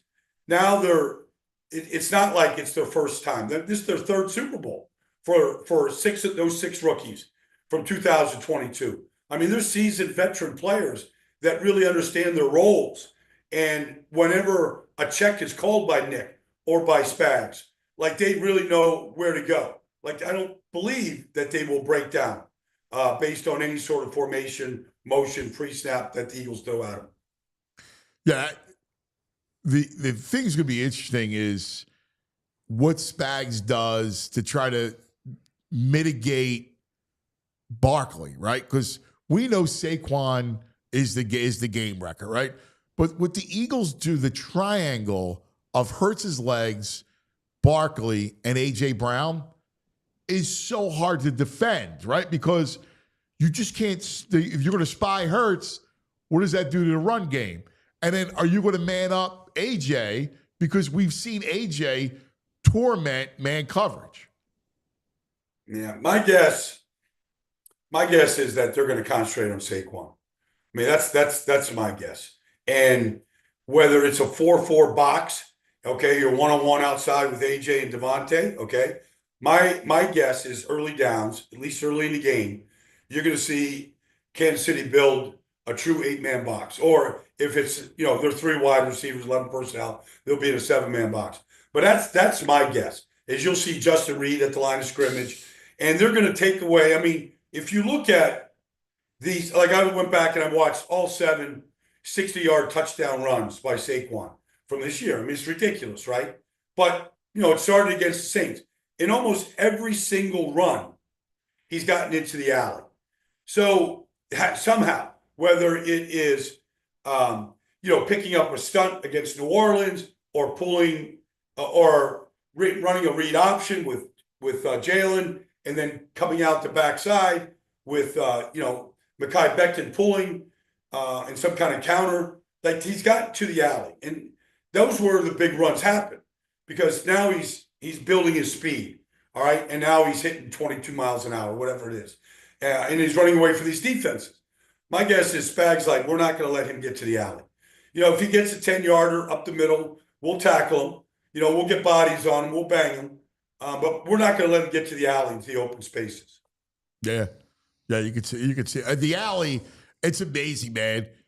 He's unstoppable. You want to talk about an alley cat. That's Saquon, He's the man. alley cat. Yeah. No, he's the original alley cat right now, what he's doing. We've never seen anybody get into the alley like that. And once he gets there, then he was telling me, way back earlier season that he had opportunities in the safeties or the force hard enough before he made his cut. And now you really see him in the alley, like he's looking for it now. Now he's looking for it. Now he's looking to, not just come out of the backfield and get lateral to get vertical. Now he's really looking to push vertical, in order to make that safety miss. And we see these safeties take terrible angles right here as he's running away from teams. Did you want to go? Because I have a couple things.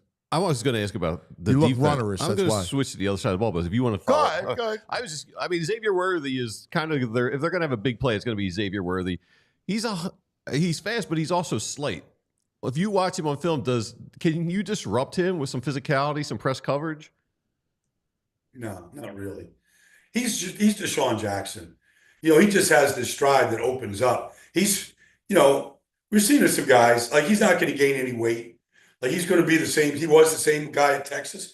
The thing about Xavier, though, honestly, he's a good route runner. He's more than just vertical speed or let's get a fly sweep to him and go. Like he gets like Deshaun, he gets the top speed in 3 steps. That's how you run a 4.1 and change. But I believe that when I studied him at Texas, you think a guy that can run a 40 like he did, break the record and all that, he's just a go guy. Like he really knows how to change directions. He can run the whole route tree. They don't use him in a lot of ways like that. But I mean, he is a gadget, and that's how I would describe him. He's a real gadget player. But if you think you could go bang him, everybody's tried to do that. He's taking shots. Like he's a tough kid, really tough kid. But I don't believe he's a guy that you can just, you can make him fold out there with blowing him up over the middle or something like that. Because it's first of all, it's hard. It's hard to get a really good shot on him. He's such a blur. All right, I want to switch gears just a little bit. It's the story we've been talking about all morning has been Howie Roseman, right? And what Howie's done as the GM. And I've seen the journey, kind of lived it there, right? Both of us have. We've kind of lived it with him.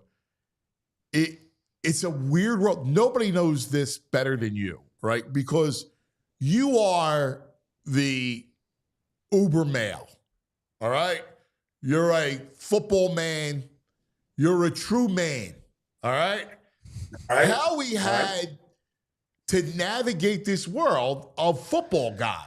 And what a world it is, better than anybody, right? Like, it's forever, like the face of that guy is Parcells, right? Like from the 80s into the 2000s. So how he gets in the league and he's got to deal with the Parcells type. Like, dude, you don't even have any bass in your voice. We joke about it, right? We do the meat locker, the whole thing.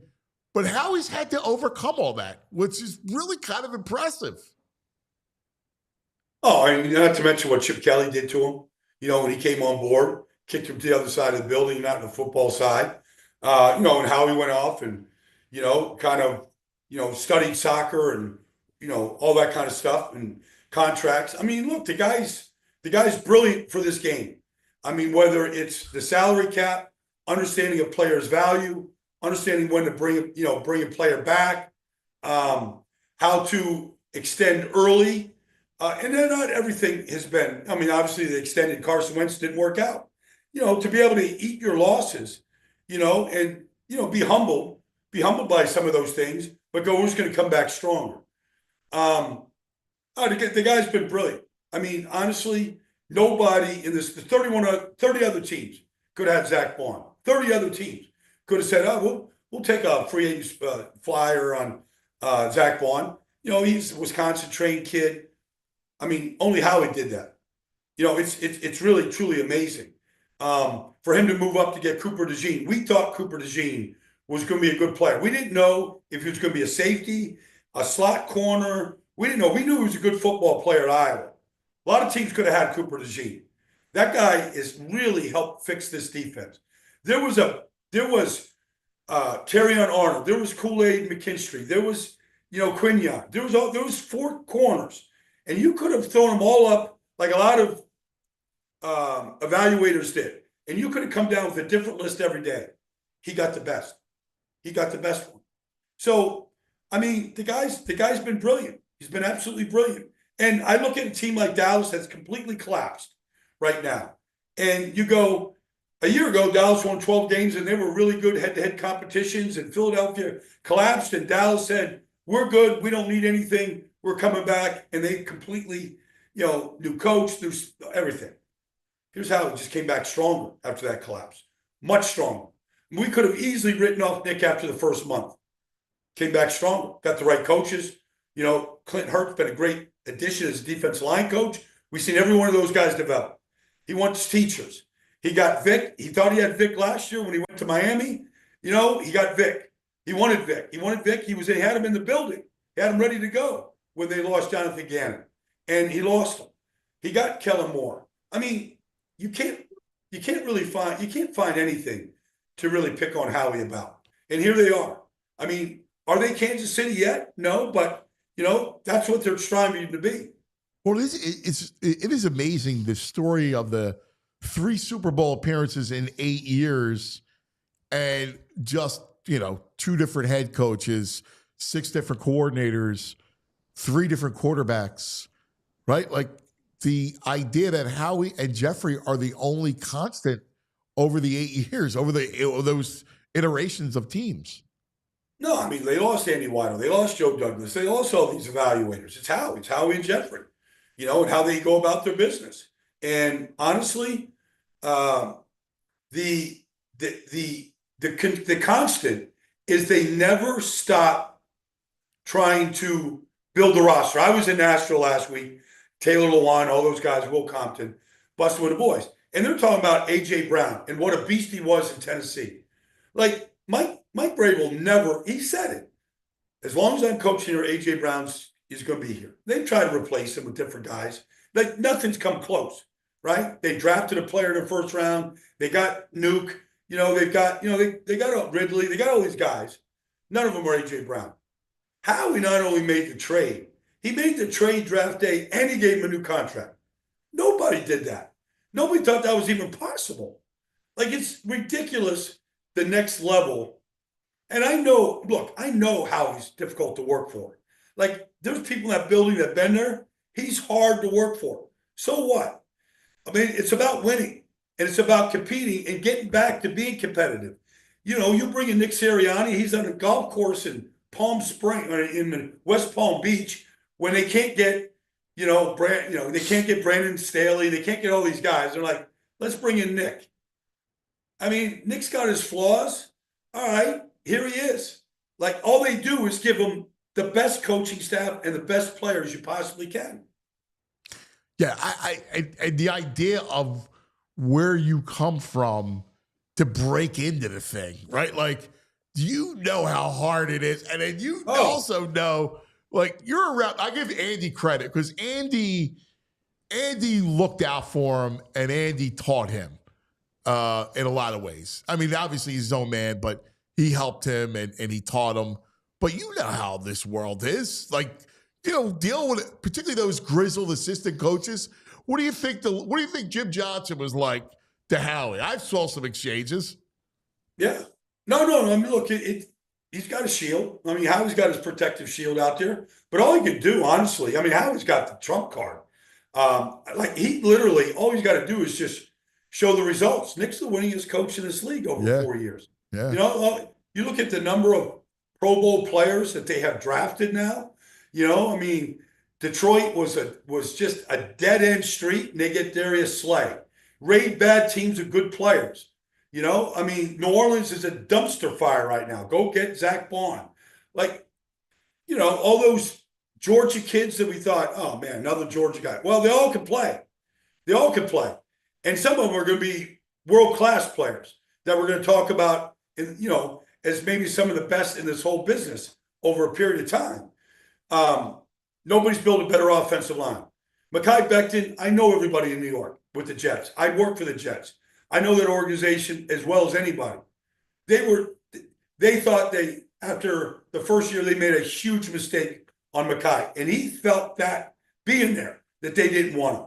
They didn't look after him. The guy's been a model citizen and a star player.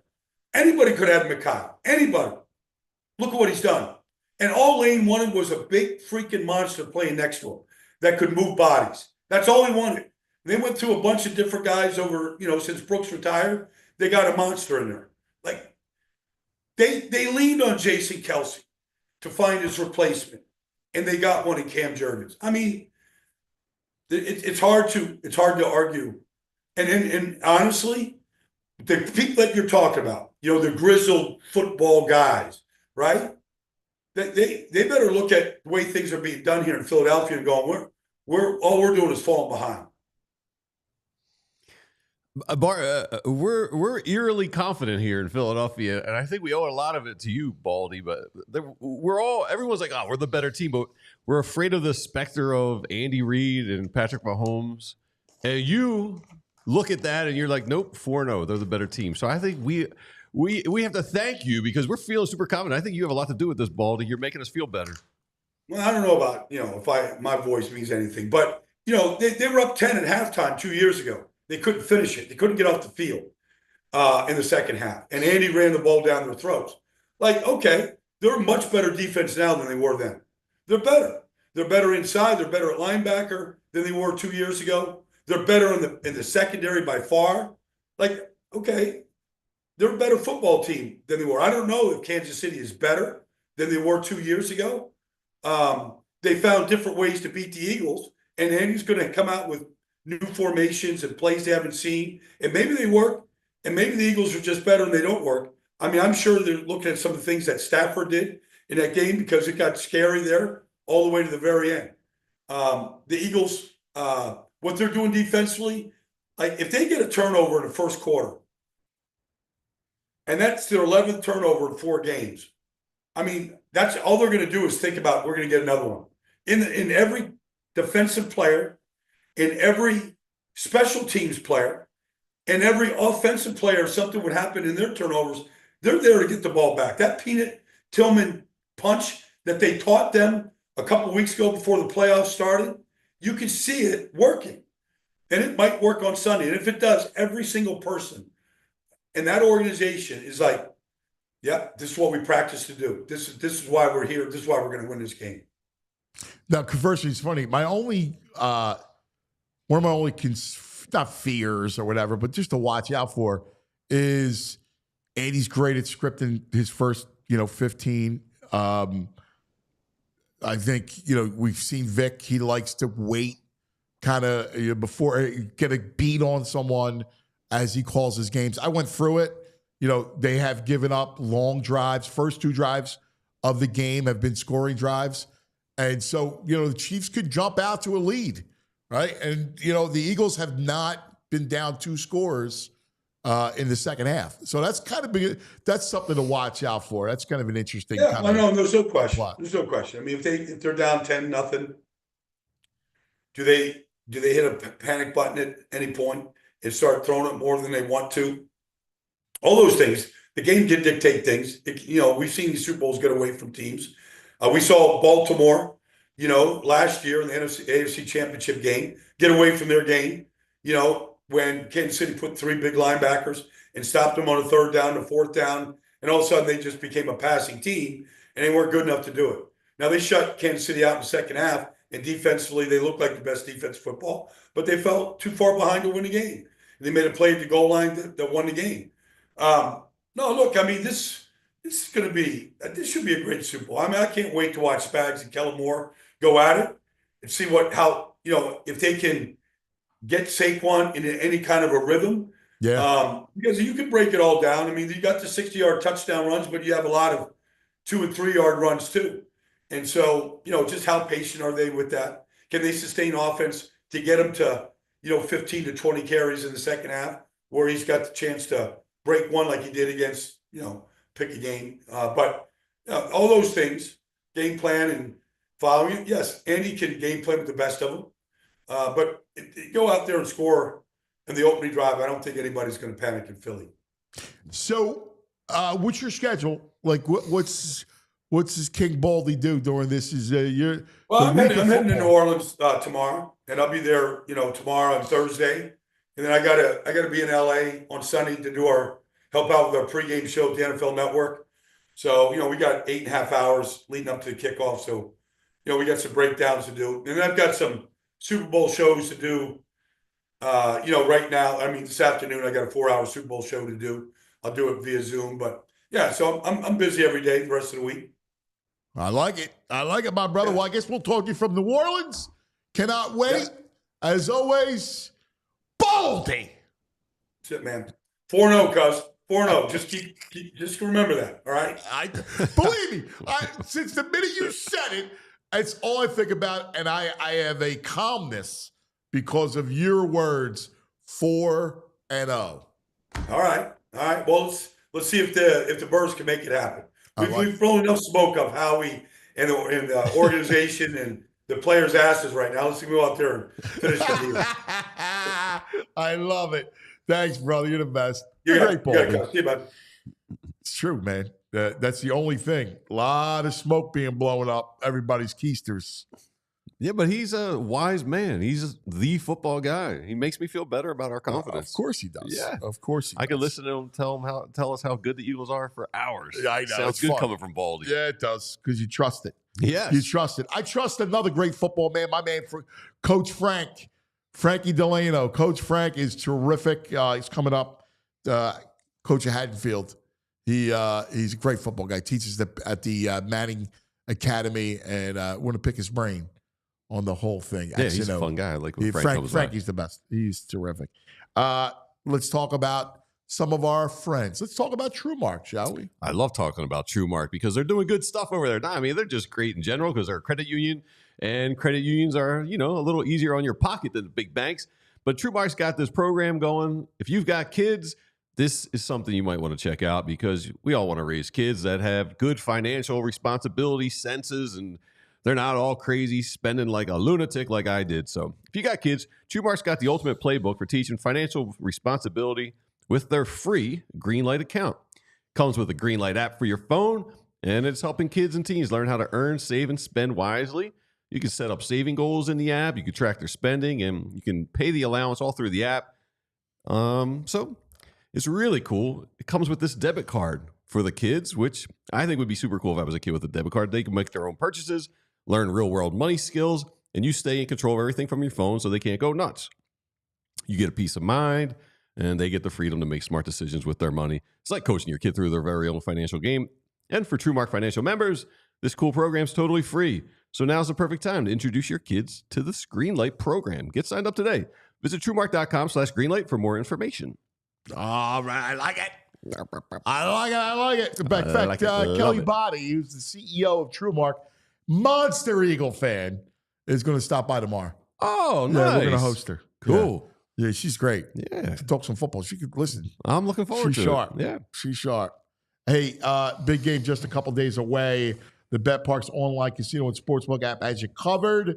All right, the Birds, again, 1.5-point dogs. I still can't believe that's not changed. Maybe, I guess, as the week goes on. Maybe. I don't know. I haven't seen the breakdown of the plays and stuff, but especially the way the money's moving on the Eagles. Feels like, I guess it'll move at some point. I mean, I wonder if it'll just be a pick. Let's see. Yeah, we're up a couple percent. 80% of all the money on the birds right now. 80%? 70% of all the bets. And it's still at 1. That's 80% crazy. of all the money. 1.5, right? 1.5. All right. 49 total. Yeah. Yep, that's it. You got 73% of the people are on the over, of course. Overs always gets loaded up. Over. I mean, other than the brain. Yeah, lunatics. Only the brain. That's why he does it for a living. The only other crazy bet, you can bet for a tie at the end of the fourth quarter plus 1,200. Who would bet on a tie? I mean, you're betting OT. Yeah, I just that's not a fun bet. I don't want to bet a tie. 12 to 1 seems light. You think? Yeah, I've never even looked at what ties how many usually go overtime for. Super Bowls have there been? Yeah, last year. I guess maybe. Well, last year. I mean, but when you think about it, not many. I guess maybe because the Chiefs are playing so many close games this year. Yeah, seems light. But how many props are there? 998. There's a million of them. Check them out. There's more. We're up to 1,014 possible they wagers. They keep at him every day. It's unbelievable. There's some ridiculous ones in there. Check it out. The BetPark Sportsbook online casino app. Don't forget the casino. Live, blackjack, roulette, craps, the hot online slots, all at your fingertips. Make your downtime fun time. Always another way to win on the BetPark Sportsbook online casino app. New customers, you get up to $1,000 casino bonus back if you're down the first 24 hours. You got to be in PA, New Jersey, Michigan, Ohio, Maryland. If you have a gambling problem, please call 1-800-GAMBLER. All right. This portion of the show is brought to us by Rite Aid. And let us go to riteaid.com. Excuse me. This portion of the show is brought to us by TrueMark Financial Credit Union. Like we just talked about, TrueMark Financial. You got to go to truemark.com/PHLY. Now, joining us, he is the coach at Haddonfield. He's our friend of the show. He's our resident X&O man, Coach Frank. What do you say, Coach Frank? What's up, guys? How we doing? God, great time to be a Philly fan, huh? Right now, huh? God, third Super Bowl in 8 years.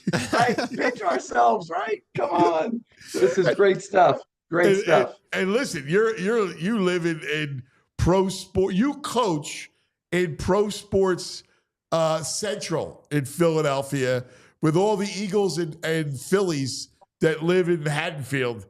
I know you rub elbows. Listen, it's an exciting time, and you're right.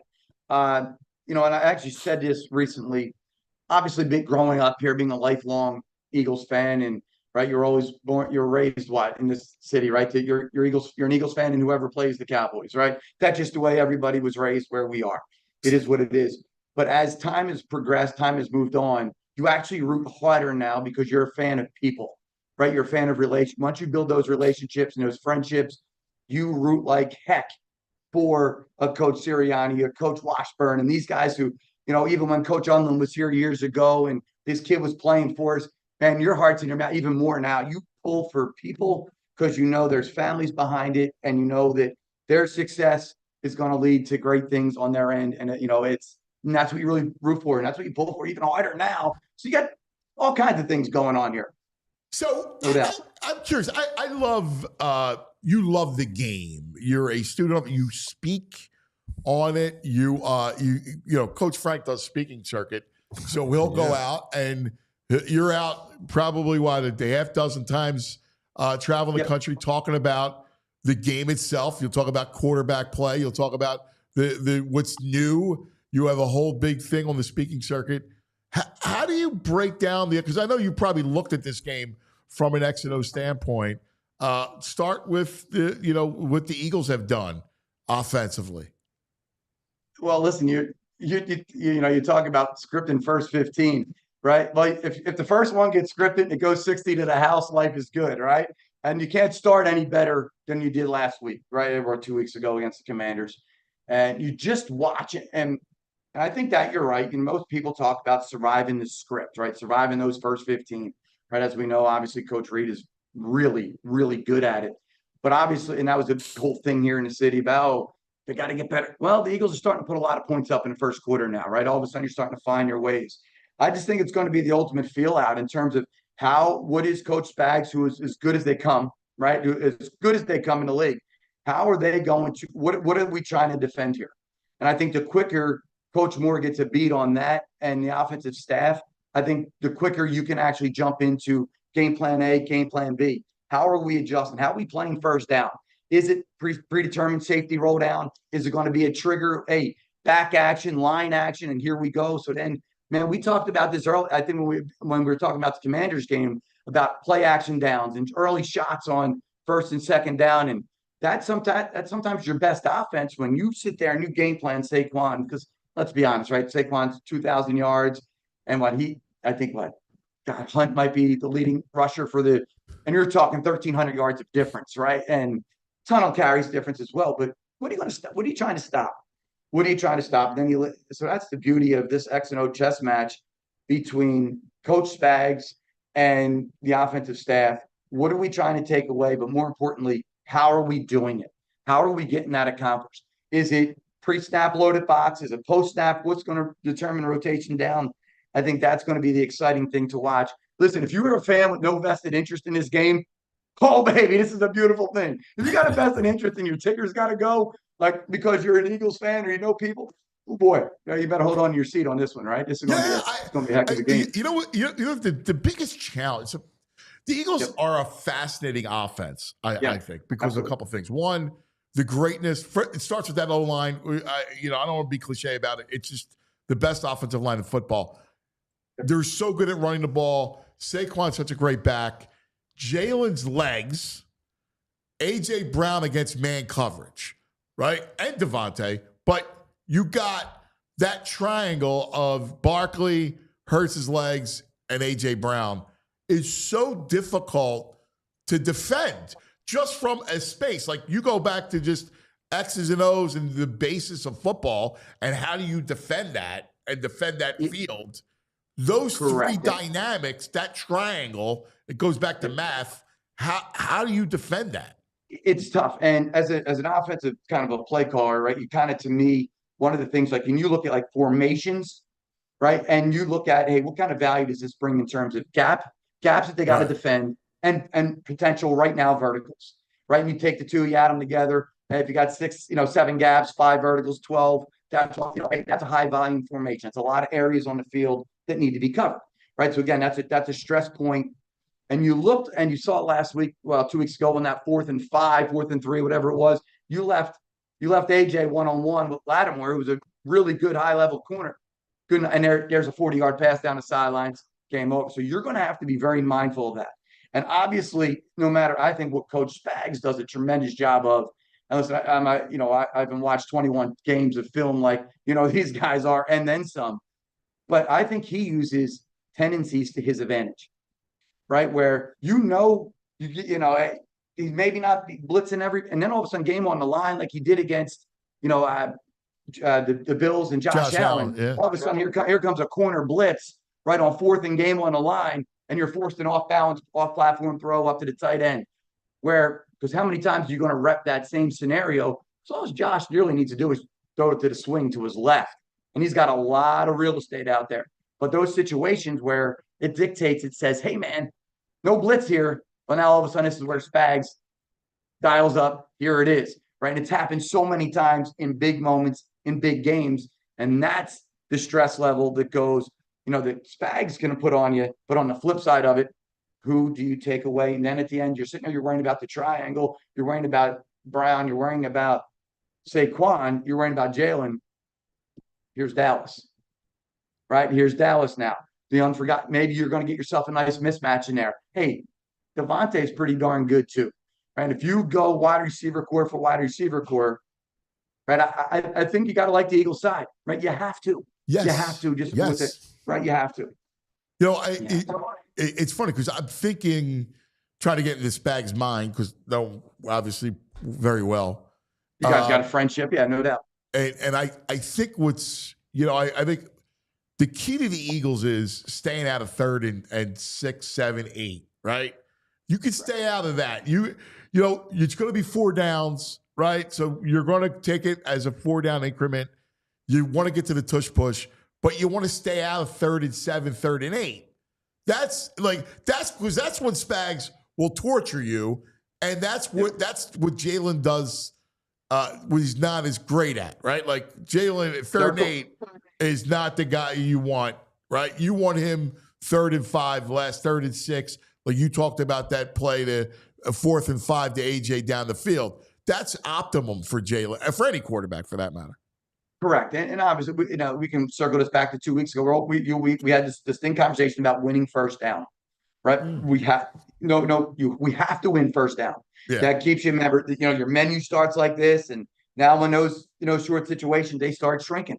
And I think that's obviously it's a coach speak. It's cliche-ish, but if you truly can stay ahead of the sticks and keep yourself manageable, eliminate that. We know this game could possibly come down to 4 plays with just extending plays with your legs, right? And we talked about the mobility of all these quarterbacks when we were on, the show 2 weeks ago prior.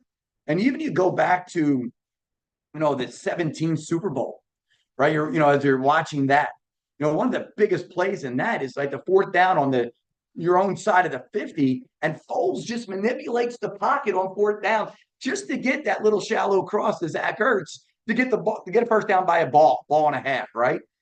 Not making necessarily a big time run, but buying time with his legs. And games like this, that's what you're going to need. That's what you have to win games in a regular season. But now all of a sudden you're worrying about, you're hyper focused on all this other stuff. And now you get yourself in that manageable situation where it takes 2 yards to extend a drive and they're backbreakers because even look, tick, tick, tick, tick, right? And you're keeping guys off the field. And if you can keep Patrick Mahomes on the sidelines, right? That's a beautiful thing. It's a beautiful thing. You're an offensive guy. And, Andy's done it forever, one of the best at it.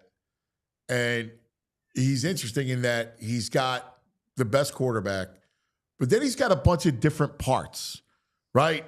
He's got a speed guy in Worthy. He's got Hopkins. He hasn't used a lot, which always worries me because he can always trot somebody out at some point, right? Correct. Hollywood Brown is back. You got Kelsey, obviously, at tight end. You got 2 backs. Take us in the mind of Andy and kind of looking at what Fangio does, which is make sure that he's going to force you to matriculate. Yep. There's a kind of that whole thing, like when you talk over the years, a lot of coaches like, hey, it's players, not plays, right? And I say I agree to the extent there's an asterisk. If your players are better than our players, well, we better have some good plays, right? And the thing that Coach Reed has obviously been so good at over the years is that creativity part of it, right? And how they're using people. Next thing you know, Travis is in the backfield taking a snap and running a power read look with it. And now all of a sudden you got a puncture with Travis. You got an outside component with maybe Pacheco, or maybe it's Worthy or whoever it may be. That's the hard part is you got to defend what they do, but then you also don't know what's next and where's it going. And that's the chase. Sometimes you get caught up chasing ghosts, but that's what I think makes this so dynamic, because none of these guys on the Chiefs have gaudy numbers, right? Everyone was worrying about in the beginning, the Eagles aren't winning by enough. This team, well, neither did the Chiefs.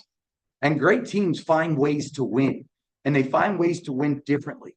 Who cares, right? At the end of the day, right? If AJ doesn't catch a ball and they're hosting the trophy at the end, they're still calling you a Super Bowl champ, right? And you're getting a ring. Who cares? This is about winning one game.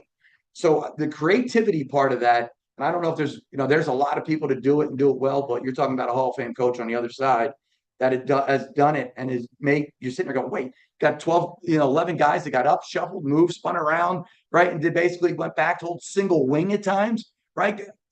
They're not afraid to do that in any situation.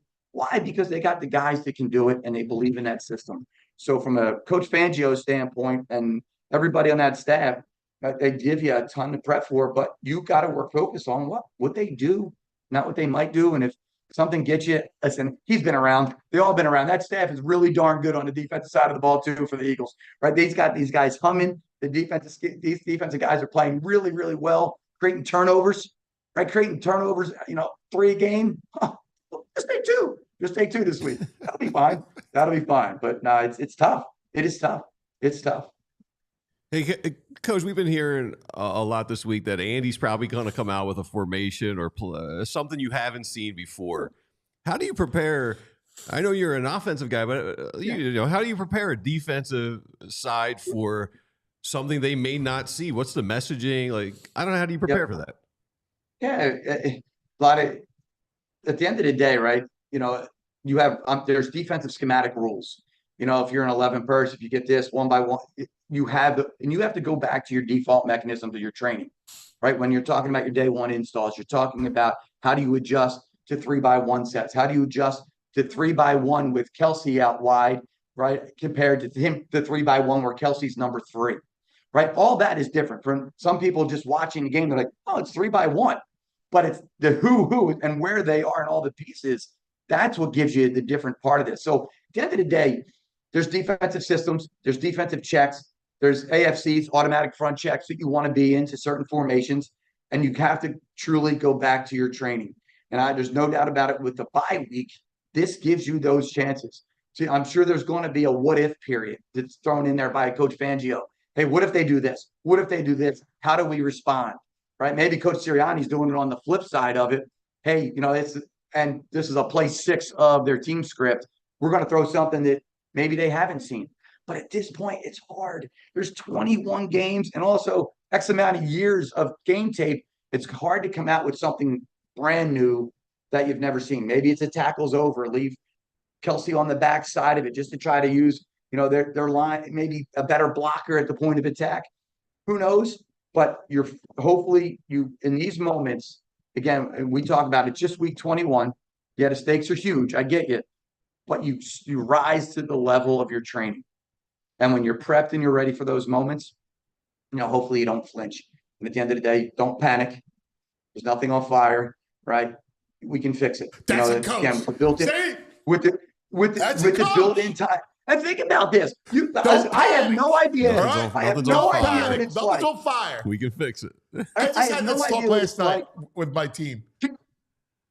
Yeah, can you imagine? Listen, you coach too, and we coach a different level. We all coach a different level. Can you imagine getting a 3.5-minute TV timeout? No.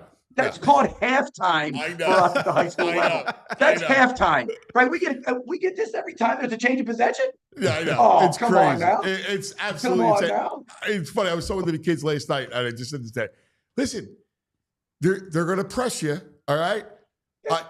Don't panic. Don't rush, all right? You got time, all right? 10 seconds is a long time. 1, and I'm not 2, saying that this is going after. 3. Listen, if the Chiefs go down and score some way on the first possession, it doesn't mean, oh my God, here we go, we're going to choke. This is it. It's just the way it always happens. It's the same at any level. It's magnified, obviously. It means give us a second. We'll figure it out. We'll be all right. It's all good. All right. It's all good. Surviving the script is hard. Yeah. Surviving the script is hard to do, right? And I guess that's why people made the big deal about it in Philly when oh, well, your first plays aren't hitting. It's okay. At the end of the day, you're figuring it out. You got time, you got technique, you got communication, you got one of the best line coaches in the NFL. We got it. We'll figure it out. Because eventually, Spags is going to do the same thing. Yeah. Spags he's going to throw some different looks. He's going to throw some looks that maybe you haven't seen on tape yet or aren't in their DNA, right? Something that they don't normally do. Take something from another team. Man, I like that concept. Let's roll. Let's deal. Relax. You'll be all right. I know it's hard. It's hard because of the stakes, but you can't think about that. If you start thinking about all of this, oh my God, the Super Bowl's on the line. No. We're just trying to win another ball game. Yeah. With a really big trophy and a really cool ring that comes with it after. But you worry about that at the end. You don't worry about that. The game's going. It's you're winning at all costs. All right. Last thing. How does Coach Frank watch the Super Bowl? With people who are going to watch the game and not talk about it behind me. Yeah, it's one of those. It's the reality of it. It's again different. This is a Super Bowl that we all truly have vested interest in, right? Yeah. And listen, we're forever grateful for this run. Obviously, it'd be so cool I'm just putting a fan hat on now, right? And being a guy who's like all of us, all born and raised here, and this is cool. It's something that from one time from we had one in 1980. I was 4 years old, right? And then we get one in 04. All right, you're like, oh my gosh, this is what it's like.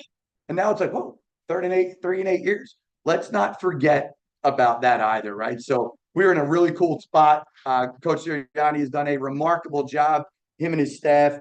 But how I want to watch it is kind of with a few friends that are going to watch the game, know when to stop talking, when to listen to some of the noise, and just kind of let me be. Just let me be. Let me be quiet. We're gonna have some Knicks roast pork before the game. That's going to start. Well, I got to get back from Maryland. I'm in Baltimore this weekend, right? You talked about speaking, but that's where I am. I got to get back. I got 2 talks on Sunday morning that I got to do, but I'll be back. So get some Knicks, get some Panzerottis. Come 6 o'clock, 6:30. We don't say a word and we really don't talk much. That's it. That's perfect. Yes. All right. Perfect. Are you down there? Are you down there yet? No, I'm going to stay up here. We're going to stay up here. Yeah. How you doing? What's going on in your world? What's on the table? Come on. You know what? If I told you I haven't figured it out yet, I mean, we haven't planned it out yet. I'm trying to get through this week and plan everything with this. So it's crazy. BG, he can't be a rookie on us now. You're not a rookie. Right? He's got a lot of plates in the air he juggles over here. A lot of plates, a lot of juggling. Call pal. Tony, get it catered, call it a day. Game over. Right, here we go. Forget about it. That's right, Mr. Tony. That's the way to do it. My brother, listen, best of the family, all right? And enjoy it. All right, have a safe trip down to Baltimore and back, and we'll talk to you next week. Sounds good, man. All right, guys, thank you. Hey, go Birds, right? Go Birds. Go Birds. Go Birds.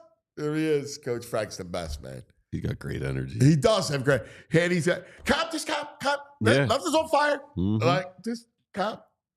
That's why the coach thing, I love the coach thing. I find that, I coach. I find that I know you do. That's the key. Like, the key is for me with my crews, anger management at refs or whatever, or themselves, and then just relax, breathe. Yeah. So many times I'll be like, just breathe. Good. Yeah. How many times you say, it's all good. It's all good. We had practice last night, right? We go, listen, it's all good. Just, if they pressure, they're going to pressure you, pressure the ball. Here's what we do. Yeah. We have our break. We'll figure it out. All right. We have our press break. We know what to do. All right. Yep. Inside screen. Let's get AJ free. We're good. Moss, get up. All right, get up. Calm down, Moss. All right. That's what I say 1,000 times a day. Chuck from West Philly's in the chat says hello. Chucky! Chucky! Hermano! Gotta love it.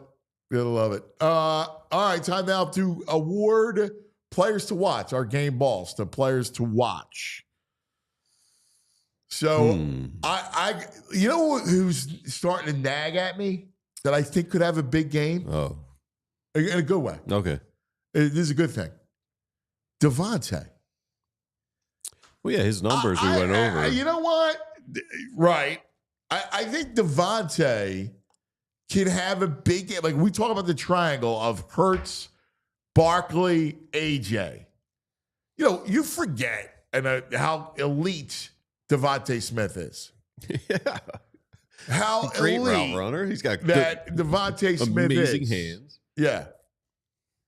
Yeah, well, it's hard being with AJ on the team. It's hard. Right. And you're not, and Barkley too, because the volume of throws just isn't there. The sheer number of passes just isn't there. Devontae Smith's a great player. Oh, yeah. Yeah. Right? Like, we only because this is not an air attack, an air raid type of offense that, he gets, you put his talents on he's a good blocker. He's a good football player, but he is a game breaker. Those sideline catches that he makes. Remember that one that he had in the end zone this year? Yes. No, he's a great player. I'm feeling Devontae over. I think it's he's 50-some yards. It was 49.5, I think. Yeah, it was right around there. I would take over Devontae. Hometown game. Yeah. Let me ask you, could you name the last Heisman Trophy winner to win a Super Bowl? Ooh. The last Heisman winner to win a Super Bowl. Now I'm trying to think. I don't know. 2011, Charles Woodson. Oh, wow. Wow. Come on, Devontae. Game ball, I'm going Nick. I think Nick, because if they go down, he's going to have to be the voice of reason over the microphones to keep Cullen calm and steady. I think Nick. Stay with the run. Yes. He's got to make sure nobody panics. That's his job as a head coach. It's one of the things in the back of my mind because I play it and I actually know it a million times. Mm-hmm. One of the scripts is Kansas City gets out to an early lead. Mm-hmm. Right?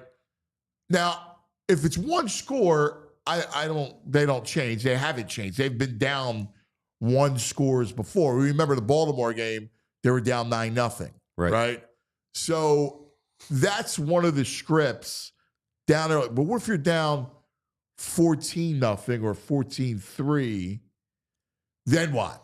Right? Now, they haven't really been down like that. And that's the point where people start to think, it's Andy Reid, Pat Mahomes. Here we go. They're down. So that's Nick's where got to be like, all right, relax. Yes. Right. That's where he's got to pull the coach Frank. Yes. Right. Relax. Right. I'm on We'll fire. figure it out. I'm Yes. on fire. Relax. Stay your game plan. Barkley. Yep. Run. Like, that's a big deal. You know who I'm not? Know who irritated me? We were watching Vinny Curry's great stuff. Jake Elliott irritated me. Vinny Curry's like, we got this, right? And he says, I hope so. I hope you're having a horrible year. We're worried about your confidence, and you give us a little bit. Yeah, I hope so. I hear you, dude. I hope so. I hear you. Do not let this guy kick a field goal.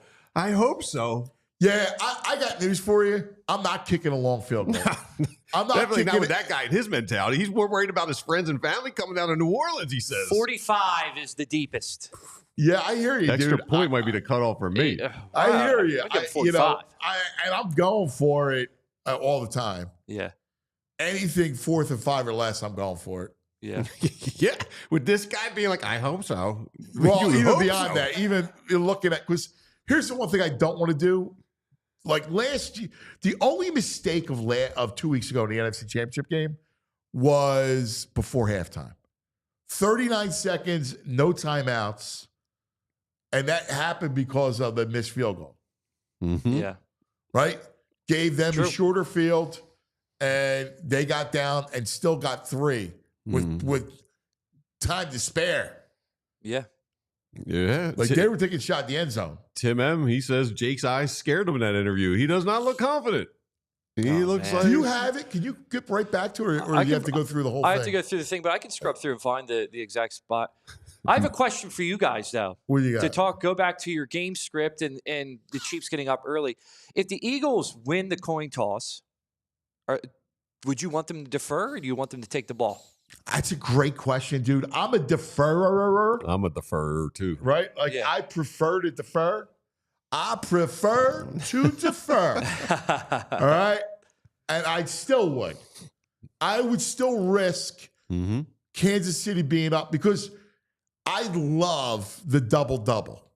The double-double is right before halftime, getting points, and then having the ball to start the second half.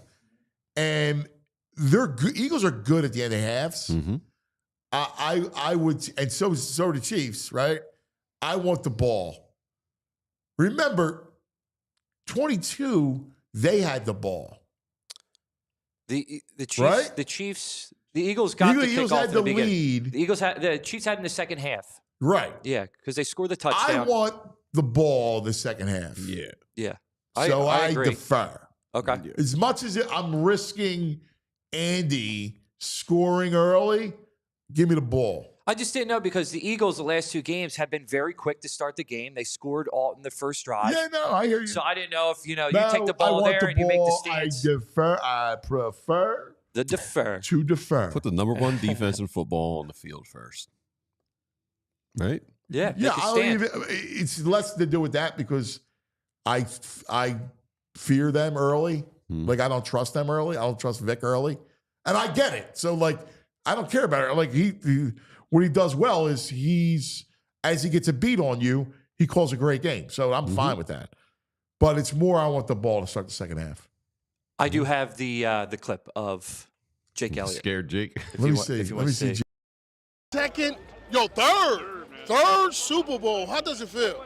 It's awesome, man. I mean, each year's a new experience, different opportunity. They all feel different, but it's special. It's really special. So, Jake, you guys think we got this, right? We got it, man. I hope so. We're prepared. We got a great team. They got a great team. It's going to be a good show. So let me ask you this. What do you think? What do you rate the experience so far, the atmosphere? Now, I know you guys only been here for a couple days, but what do you rate the experience here from the last 2 Super Bowls that you obviously experienced?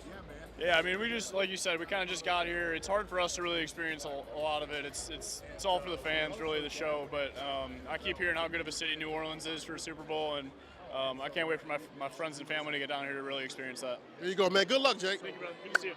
All right, I hope so. I hope so. And he looks scared. Like a deer in the headlights. Yeah. I don't know. He looks like he's afraid. He kind of looks like deer. Nah, dude, he looks like a little He's not a deerish. deer. He looked a little deerish. Yeah. He's not a doe. Doe-ish.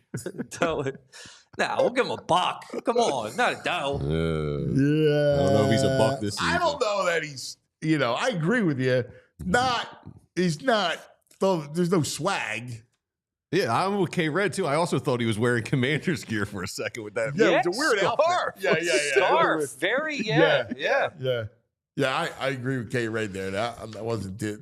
Yeah. I'm out on field goals. Come on, Jake. Yeah, go for it. I got 4th down. Go for it. Go ahead, Nick. 4th and 8. Go for it. Yeah. It's funny how the game is. I done a huge change.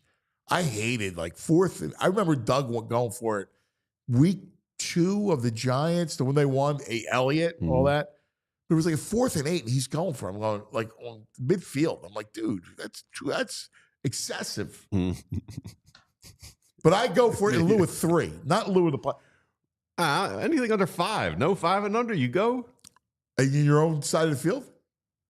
Like the 40? Yeah. You're 40. 40 on? You're going? Yeah, 4th and 5. Anything 5 and under.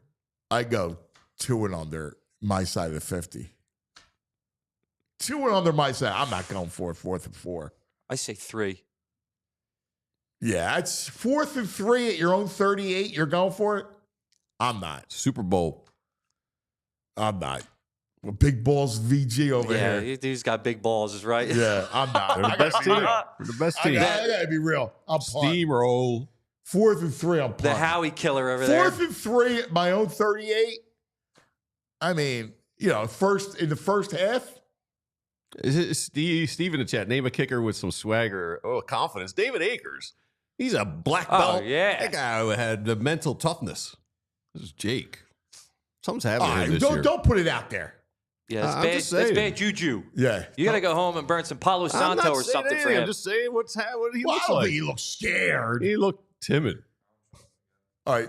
People too, Joey. Add 2, Joey. You better be. Player one's like maybe Vinny Curry scares him. He looks scared. That could be. That could be the case. Also, Vinny towers over him. Yeah, but we just said he exudes this great fun energy, Vinny. It's not going to intimidate you. I know. No, I hear you. All right. Let's. Yeah, yes. Martian in the chat. Scared money don't make money. All right. Couple things we got to go over for you guys. So Thursday, we're going to be at Yards. All right. We're going to have a different time. All right. Thursday and Friday, the shows are going to be 11 to 1. Because we wanted to get more of a lunchtime crowd. All right. We're going to be at Yards right here on Spring Garden. All right. Like 5th and Spring Garden? Yep. We're going to have some fun at Yards, do a whole big kind of eagle. We're going to talk. We're going to have the cameras set up, microphones, so you guys can sit and talk with us live in person. Stop by. They got great food. Yeah, play hooky that day. Come hang out. Yes. Play hooky. Just work from Yards with a laptop. They got good Wi-Fi. Yeah, it's everyone's perfect. remote So nowadays. 11 to 1, Thursday at Yards. Friday, if you remember, a lot of people do, we had an incredible day at Grand Cafe L'Aquila on the day of the 2018 Super Bowl, that February 2018. We're going to be live 11 to 1 at Grand Cafe L'Aquila, right on 17th and Chestnut. All right? Yeah. Ooh, some of the best gelato. Between 16th and 17th on Chestnut Street. It's a good luck in Italian. L'Aquila is eagle. Mm-hmm. All right? That's why we did this whole thing about the eagle. Wow, I didn't know that. Yes. All That's right? awesome. It's a great luck place. It's a great place. Mm-hmm. I mean, amazing place. We're going to be there 11 to 1. And honestly, when I say 11 to 1, 11 until 3. At least 1. All right? It's going to be a long show. So we're Thursday, Friday. I don't know how long. We're going to have the kids. Oh, we got a lot of schools that are going to be All calling right? in on Friday. You got to tell them we got to plan all the kids on Friday. Yes. All right? Because it's going to be over the course of the day. A few of the teachers are listeners that listen every day. So if you're hearing us right now, remember it is Friday, 11 to 1. Yeah. And if you are a teacher and haven't contacted And us. we'll probably go 11 to 2, so at least. So we have a buffer because the Eagle show's at 2. Yeah, please show your pride. All right. So we want to talk to you guys. All right. So we want to do it. But again, we'll be there through that period. And then Saturday, special edition from Primo's in Clarksboro, right over the bridge, Clarksboro, New Jersey. But my man, great franchisee owner, he's a huge Eagle man. We're going to have a big pep rally over there Saturday afternoon, 12 o'clock. Right on. Nice. All I right. love it. Yeah. So we'll do a special Saturday show. Little Primo party. Yeah. Yes. Yes. So we got you covered. So as we're going to hang out, so try to be with us. All right. Yards on Spring Garden, right? On 5th and Spring Garden.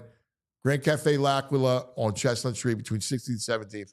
And Primo's Clarksboro on Saturday. And I'll make something for socials as well. We'll post it so that you know the date, the day, and where we're going and what time. So that we'd have love all to that see you information hang as well. out. We'll do Eagle Chat.